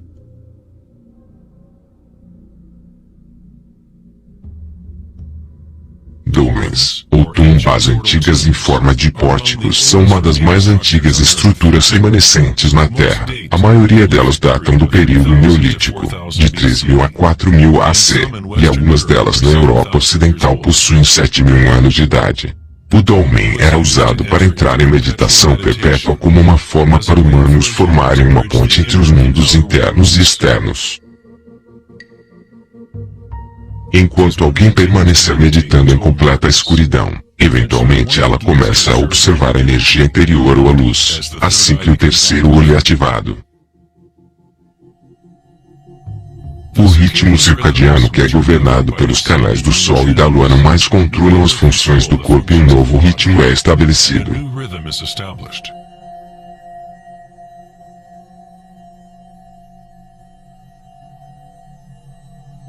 O sétimo chakra, há milhares de anos, tem sido representado pelo símbolo Om. É um símbolo construído por sinais em sânscrito que representam os elementos. Quando a Kundalini ascende além do sexto chakra, começa a criar um halo de energia. Halos aparecem com grande frequência nas pinturas religiosas de diferentes tradições em diferentes partes do mundo. Templo Jain, Ranakpur, Índia. Buda Maitreya, Dinastia Wei do Norte. Afresco cristão búlgaro.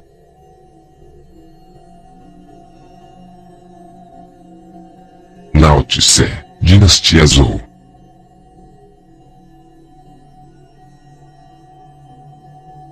Sol invicto, Deus Sol romano, século III. Templo budista chinês, Tailândia. Arte mexicana pré-colombiana. Buda de Gandhara, século I e II, Paquistão. O halo, ou a imagem do sinal de uma energia ao redor de um ser desperto. É comum em virtualmente todas as religiões ao redor do mundo. O processo evolutivo de despertar os chakras não é propriedade de um grupo ou religião. É o direito inalienável de cada ser humano neste planeta.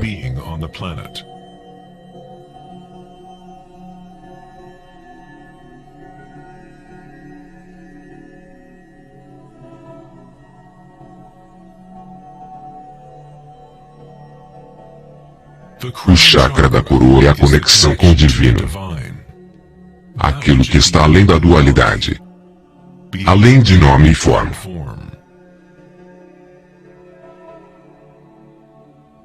Akhenaton foi um faraó que teve como esposa Nefertiti.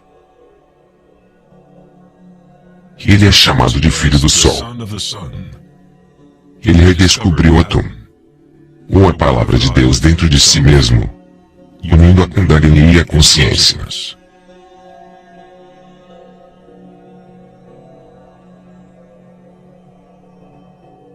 Na iconografia egípcia, mais uma vez a consciência desperta é representada pelo disco solar visto acima da cabeça de deuses ou seres despertos.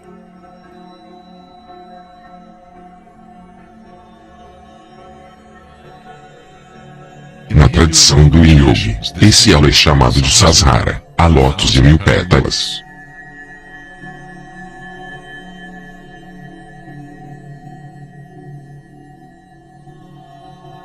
Buda é associado com o símbolo de uma lótus. O padrão de filotaxia é o mesmo padrão que pode ser encontrado numa lótus florescida. É o padrão da flor da vida. A semente da vida. É o padrão fundamental no qual todas as formas se encaixam. É, na verdade, a forma absoluta do próprio espaço ou uma qualidade inerente da caixa.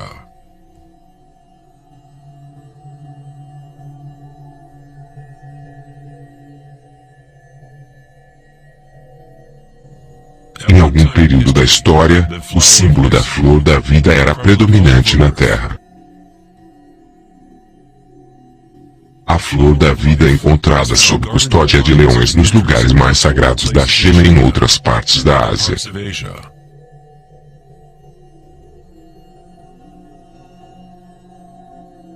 Os 64 hexagramas do I Ching, geralmente dispostos ao redor do símbolo do Yin Yang, são uma outra maneira de representar a flor da vida.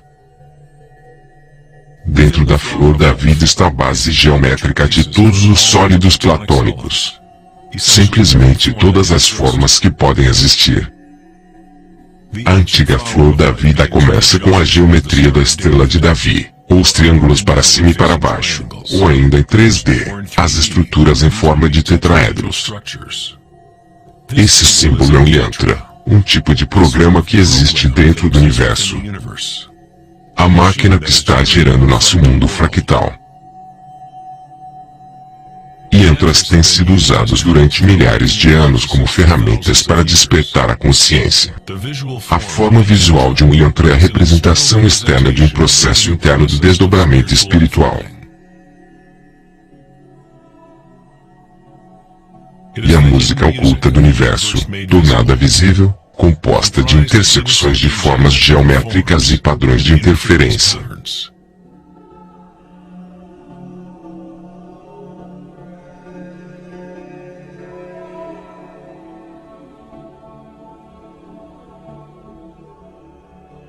Cada chakra é uma lótus, um yantra, um centro psicofisiológico através do qual o mundo pode ser experimentado.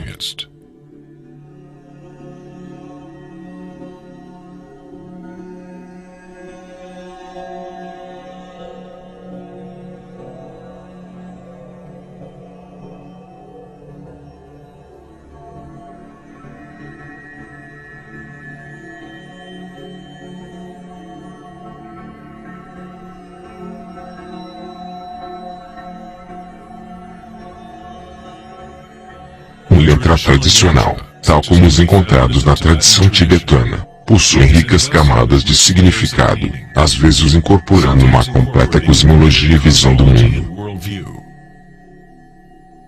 O yantra é um padrão de constante evolução que trabalha através do poder da repetição ou iteração de um ciclo. O poder do yantra está praticamente perdido no mundo atual, pois buscamos o significado apenas na forma exterior e não nos conectamos com nossas energias interiores através da intuição.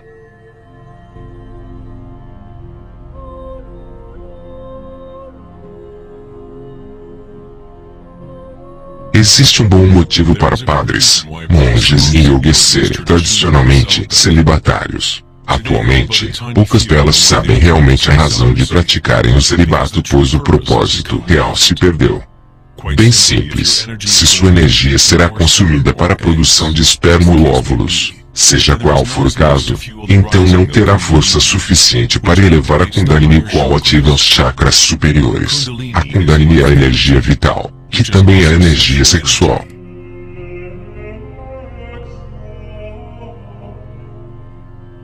Quando a consciência é menos focada em desejos animais e posta em objetivos que refletem os chakras superiores, essa energia flui pela coluna vertebral até esses chakras. Muitas das práticas tântricas ensinam como dominar a energia sexual para que possa ser usada para uma evolução espiritual superior.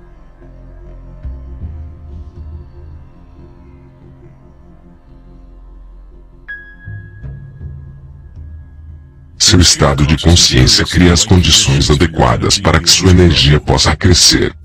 Entrar num estado de consciência não toma tempo algum. Como Eckhart Tolle disse, consciência e presença sempre ocorrem no agora. Se está tentando fazer algo acontecer, então você está criando uma resistência ao que está. É ao removermos toda a resistência que permitimos que a energia evolutiva se desdobre. Na antiga tradição yogi, as posturas da yoga eram usadas para preparar o corpo para a meditação. A yoga hatha jamais foi intencionada apenas como um mero regime de exercícios, mas como um caminho para ligar os mundos interiores e exteriores das pessoas. A palavra em sânscrito hatha significa sol a e lua ta. Na Yoga Sutra original de Patanjali, o propósito dos 8 passos da yoga é o mesmo do caminho de 8 passos de Buda: liberar a pessoa do sofrimento. Quando as polaridades do mundo dualístico estão equilibradas, uma terceira nasce. Encontramos uma misteriosa chave de ouro que destranca as forças evolutivas da natureza. Essa síntese dos canais Sol e da Lua é nossa energia evolutiva.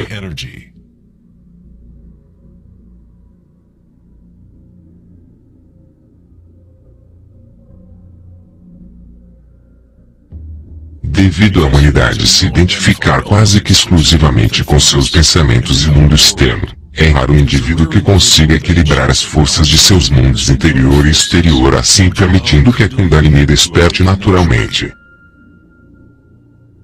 Para aqueles que se identificam apenas com a ilusão, a Kundalini sempre será apenas mais uma metáfora. Uma ideia, ao invés de uma experiência direta da energia e consciência de uma pessoa.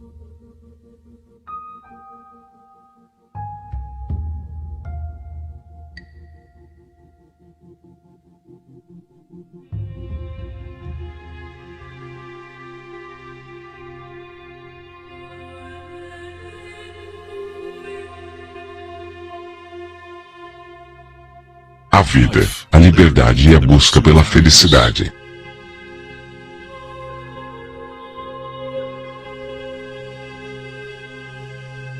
Vivemos nossas vidas buscando a felicidade lá fora, como se fosse uma mercadoria. Nos tornamos escravos de nossos próprios desejos e anseios.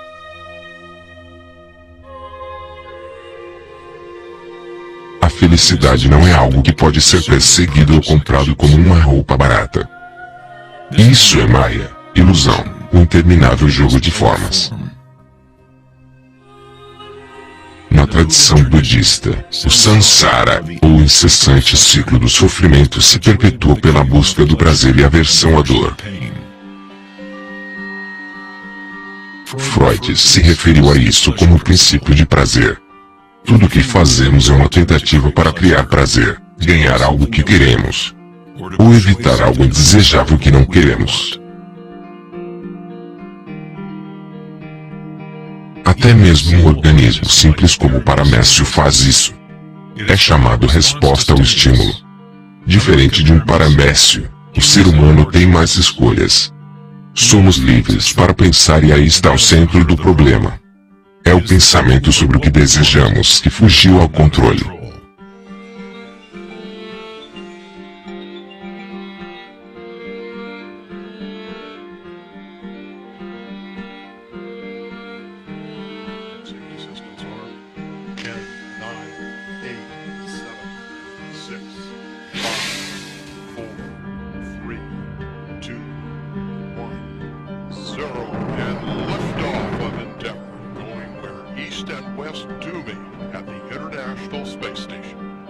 O dilema da sociedade moderna é que buscamos entender o mundo, não nos termos arcaicos da consciência interior, mas ao quantificarmos e qualificarmos o que percebemos se tratar do mundo externo, usando meios científicos e o pensamento.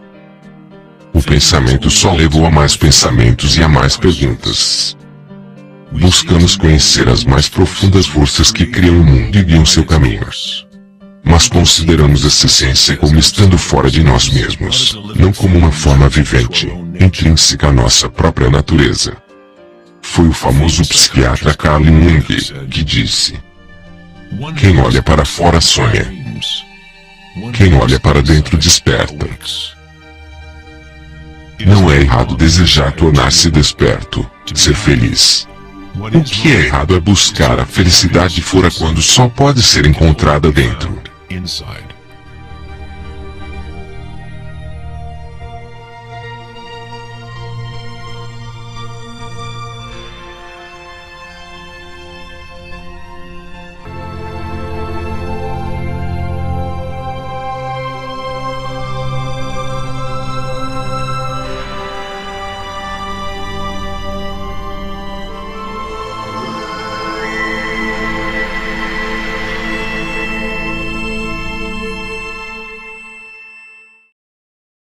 No dia 24 de agosto de 2010, na conferência The Economy, no Lago Tahoe, Califórnia, Eric Schmidt, diretor executivo da Google, mencionou uma estatística assustadora. A cada 2 dias, criamos a mesma quantidade de informação que foi criada do início da civilização até o ano de 2003. De acordo com Schmidt, isso significa cerca de 5 exabytes de dados.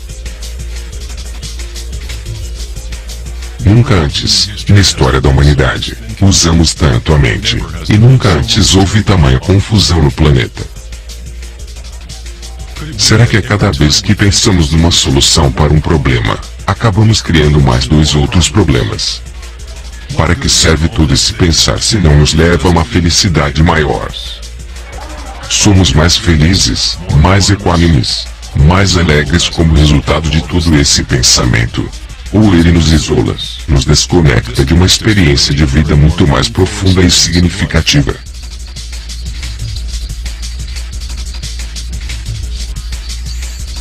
Pensar, agir e fazer precisam estar em equilíbrio com o ser. Afinal de contas, somos seres humanos, não afazeres humanos.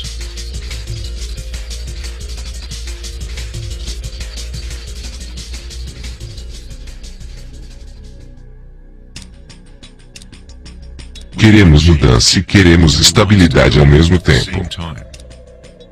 Nossos corações se desconectaram da espiral da vida, a lei da mudança. Enquanto nossas mentes pensantes nos guiaram em direção da estabilidade, segurança e a pacificação dos sentidos.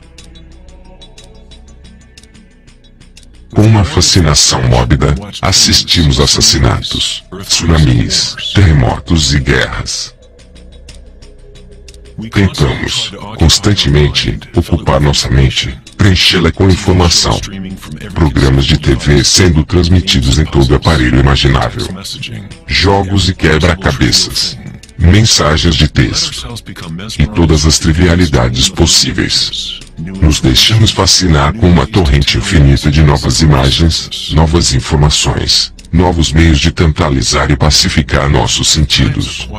Em momentos de reflexão interior, nosso coração pode nos contar que há algo mais na vida do que nossa realidade atual, que vivemos num mundo de espíritos famintos, eternamente desejando e nunca satisfeitos.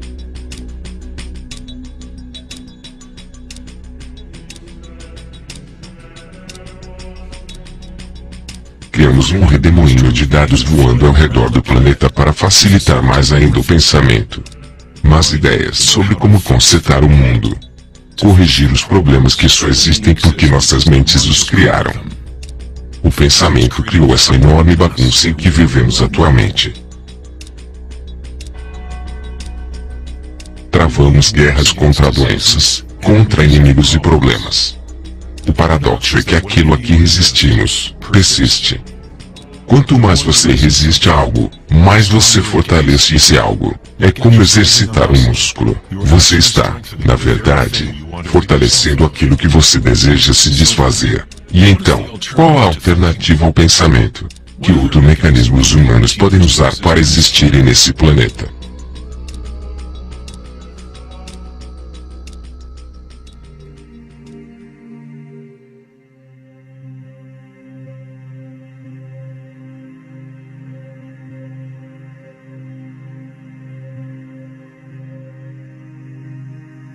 Enquanto a cultura ocidental nos últimos séculos focou-se na exploração do físico usando o pensamento e a análise, outras culturas antigas desenvolveram tecnologias igualmente sofisticadas para explorarem o espaço interior.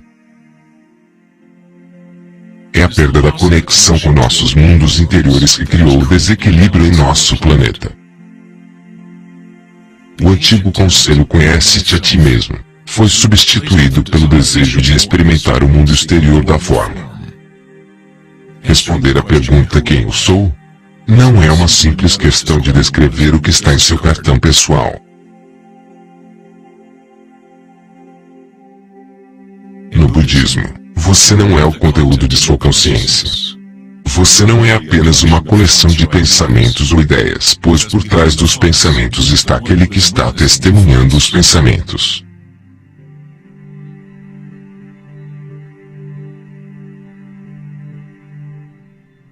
O ditado "conhece-te a ti mesmo" é um koan zen, um enigma sem resposta. Com o tempo, a mente se sentirá exausta de tentar encontrar uma resposta, como um cachorro que persegue seu próprio rabo. É apenas o ego que quer encontrar uma resposta. Um propósito. A verdade sobre quem você é não precisa de uma resposta, pois todas as perguntas são criadas pela mente egóica. Você não é sua mente.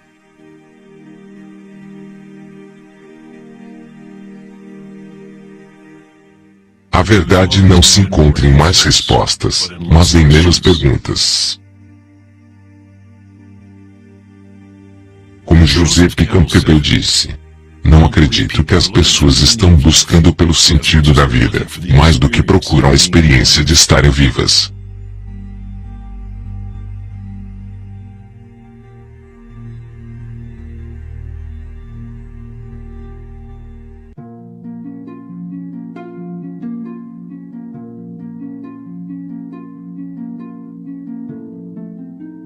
Quando Buda foi perguntado, "O que você é?", ele simplesmente respondeu, "Estou desperto."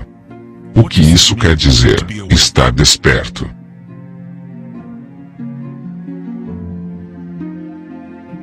Buda não diz exatamente, pois o florescer de cada vida individual é diferente. Mas ele diz uma coisa: é o fim do sofrimento.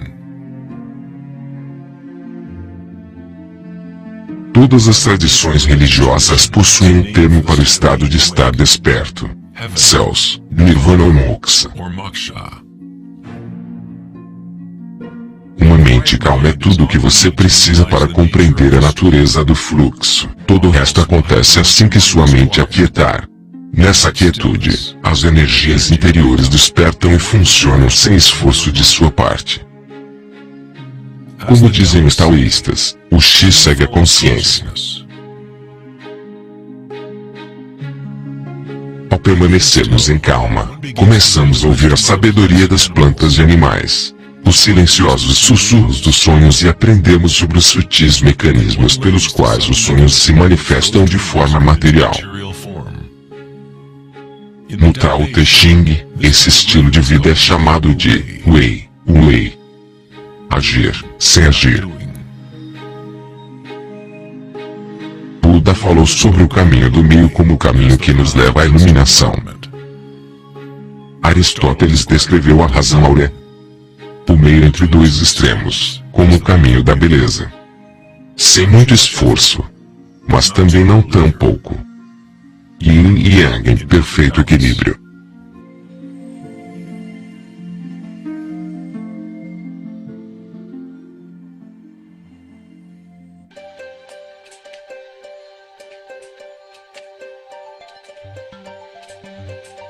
A noção do Vedanta sobre Maya ou a ilusão é de que não experimentamos o ambiente em si, mas ao invés disso, a projeção dele, criado por pensamentos. É claro que seus pensamentos permitem que você experimente o mundo vibratório de certa maneira, mas nossa equanimidade interior não necessita depender de acontecimentos externos.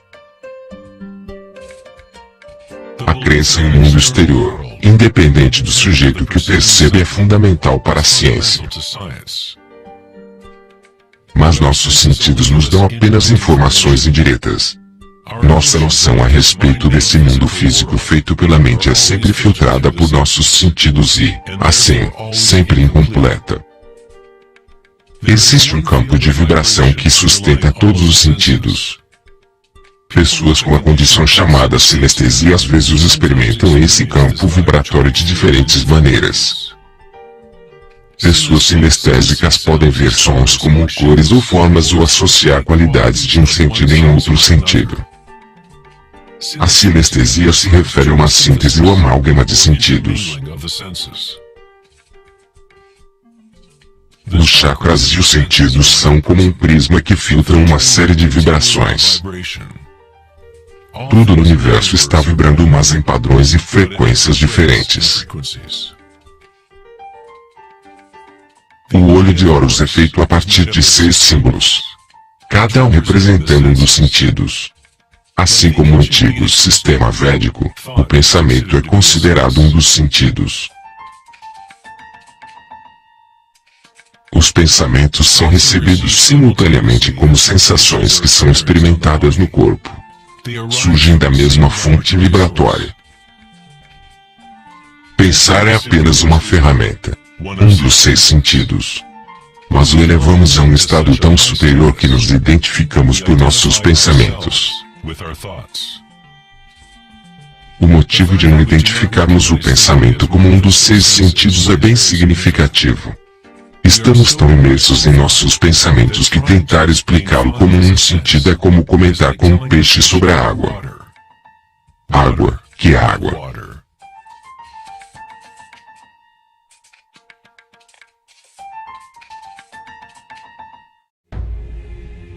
Nas Upanishads está escrito: não aquilo que o olho pode enxergar, mas aquilo pelo qual o olho pode enxergar. Tenha consciência disso para ser Brahma, o eterno, e não o que as pessoas aqui adoram. Não aquilo que o ouvido pode escutar, mas aquilo pelo qual o ouvido pode escutar. Tenha consciência disso para ser Brahma, o eterno, e não o que as pessoas aqui adoram. Não aquilo que o discurso pode iluminar, mas aquilo pelo qual o discurso pode ser iluminado. Tenha consciência disso para ser Brahma, o eterno e não o que as pessoas aqui adoram.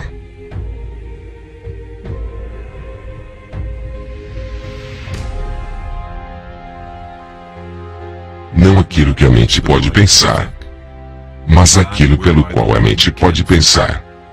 Tenha consciência disso para ser Brahma, o eterno e não o que as pessoas aqui adoram.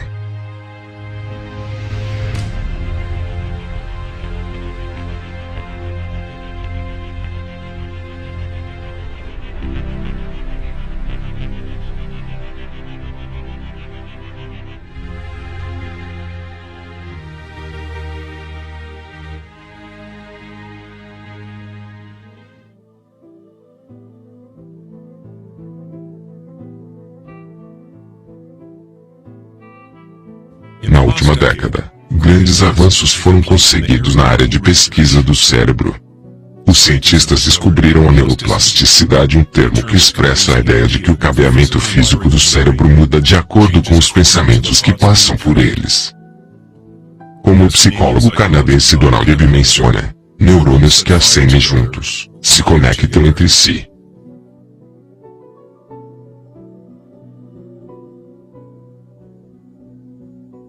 Os neurônios se conectam mais uns aos outros quando a pessoa está em estado de atenção ininterrupta. Isso quer dizer que é possível direcionar sua própria experiência subjetiva da realidade. Literalmente, se seus pensamentos são de medo, preocupação, ansiedade e negatividade, então está aumentando as conexões para mais e mais pensamentos desse tipo florescerem. Se direcionar seus pensamentos para aqueles de amor, compaixão, gratidão e alegria, você cria mais conexões para repetir essas experiências. Mas como fazer isso se estamos cercados de violência e sofrimento? Não seria isso algum tipo de engano ou pura ilusão? A neuroplasticidade não é a mesma do conceito da nova era, aquela que cria sua realidade através de pensamento positivo. Na verdade, é a mesma que Buda ensinou há 2500 anos. A meditação vipassana ou meditação introspectiva pode ser descrita como neuroplasticidade autodirecionada. Você aceita sua realidade exatamente como ela é, como ela realmente é. Mas você a experimenta no nível da raiz da sensação, no nível vibratório ou energético, sem preconceito ou influência do pensamento. Através da atenção ininterrupta no nível de raiz da consciência, cria essas conexões de uma percepção totalmente diferente da realidade.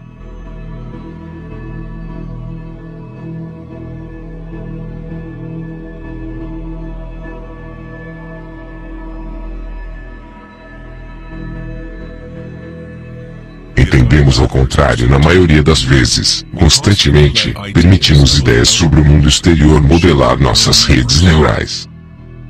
Mas nossa equanimidade interior não necessita estar subjugada por acontecimentos externos. As circunstâncias não importam. Apenas meu estado de consciência importa.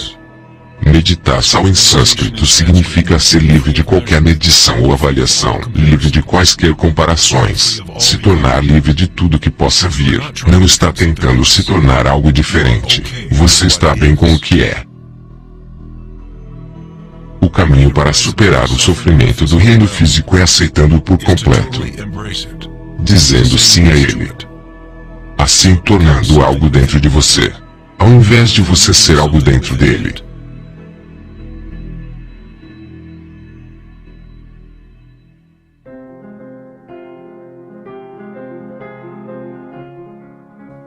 Como podemos viver de tal maneira que a consciência deixe de estar em conflito com seu conteúdo? Como alguém esvazia o próprio coração de ambições mesquinhas? Deve haver uma total revolução na consciência. Uma mudança radical na orientação do mundo externo para o interno. Não se trata de uma revolução provocada apenas pela vontade ou esforço, mas também pela total entrega. Aceitação da realidade como ela é. Apenas através do coração você pode tocar o céu. Rumi. A imagem do coração aberto de Cristo transmite de forma poderosa a ideia de que devemos estar abertos a toda dor. Devemos aceitar tudo se quisermos nos manter abertos à fonte evolutiva. Não quer dizer que você deve se tornar um masoquista, não está à procura da dor. Mas quando a dor vier, pois inevitavelmente ela vem, simplesmente aceite a realidade como ela é, ao invés de desejar uma outra realidade. Os havaianos há muito tempo acreditam que é pelo coração que aprendemos a verdade. O coração possui sua própria inteligência de maneira tão distinta quanto a do cérebro. Os egípcios acreditavam que o coração, não o cérebro, era a fonte de sabedoria humana. O coração é considerado o centro da alma e da personalidade. Era através do coração que as divindades se expressavam, dando aos antigos egípcios o conhecimento de seu caminho verdadeiro. Esse papiro representa o pesar do coração. Consideravam algo bom chegar ao além-vida com o coração leve. Significava que você viveu bem.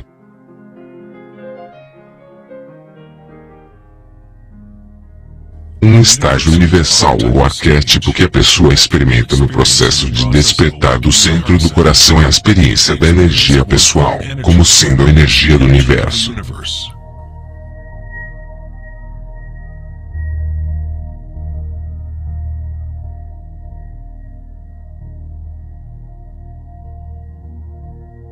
Quando você se permitir sentir esse amor, ser esse amor, quando conectar-se ao mundo interno com o seu mundo externo, então todos serão um. Como alguém experimenta a música das esferas. Como um coração se abre. Sri Ramana Maharshi disse: Deus reside em ti. Como você não precisa fazer nada para se tornar consciente de Deus ou de ti mesmo. Já é seu estado verdadeiro e natural. Simplesmente abandone toda sua busca, direcione sua atenção para dentro e sacrifique sua mente ao único ser irradiando no coração de seu próprio ser. Para que essa seja sua experiência que vive no presente, o autoconhecimento é o caminho único, direto e imediato.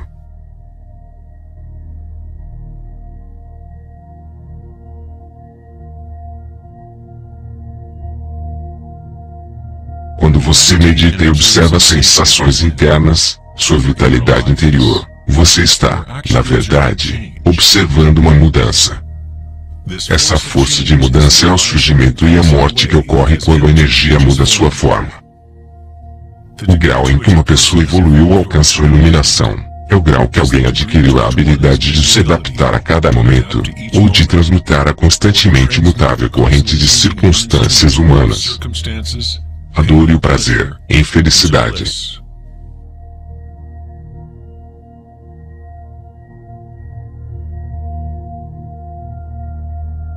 Leo Tolstói, autor de Guerra e Paz, disse: todos pensam em mudar o mundo, mas ninguém pensa em mudar a si mesmo.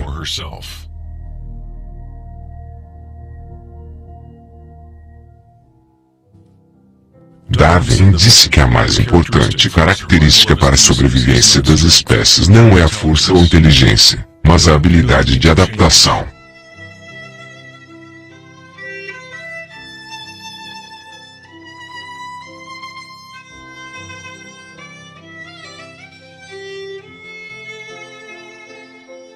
Precisamos nos adaptar à adaptação. Esse é o ensinamento de Anika de Buda. Tudo está surgindo e desaparecendo. Mudando. Constantemente mudando. Sofrimento existe somente porque nos apegamos a uma forma em particular.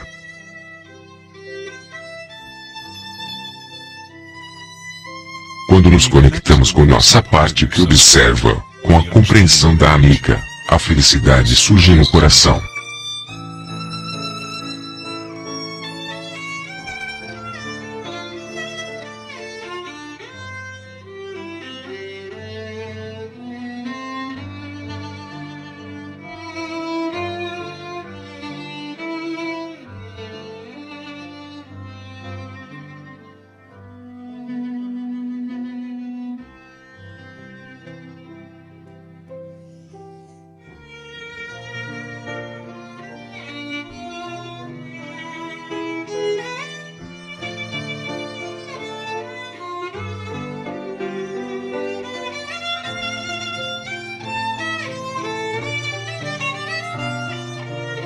santos, sábios e yogis através da história de maneira unânime, descrevem uma união sagrada que ocorre no coração, seja nas obras de São João da Cruz, os poemas de Rumi, ou os ensinamentos tântricos da Índia.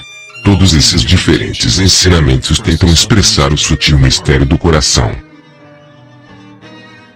No coração está a união de Shiva e Shakti, penetração masculina na espiral da vida e entrega feminina à mudança. Testemunhar e aceitar de forma incondicional tudo que é. Para que possa abrir seu coração, você precisa abrir-se à mudança. Viver em um mundo aparentemente sólido, dançar com ele, comprometer-se com ele, viver plenamente, amar plenamente. Mas ainda assim, saber que é transitório e que, no final, todas as formas se dissolvem e mudam. Alegria é a energia que responde à quietude. Ela surge ao esvaziarmos nossa consciência de tudo e qualquer conteúdo. O conteúdo dessa energia da felicidade nascida da quietude é a consciência. Uma nova consciência do coração. Uma consciência que está conectada com tudo que é.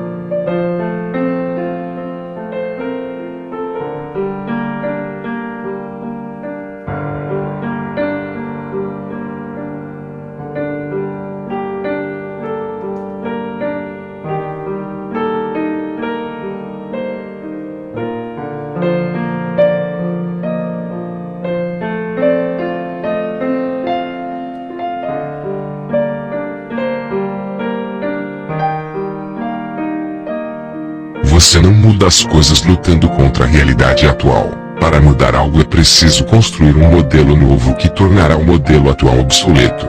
Buckminster Fuller.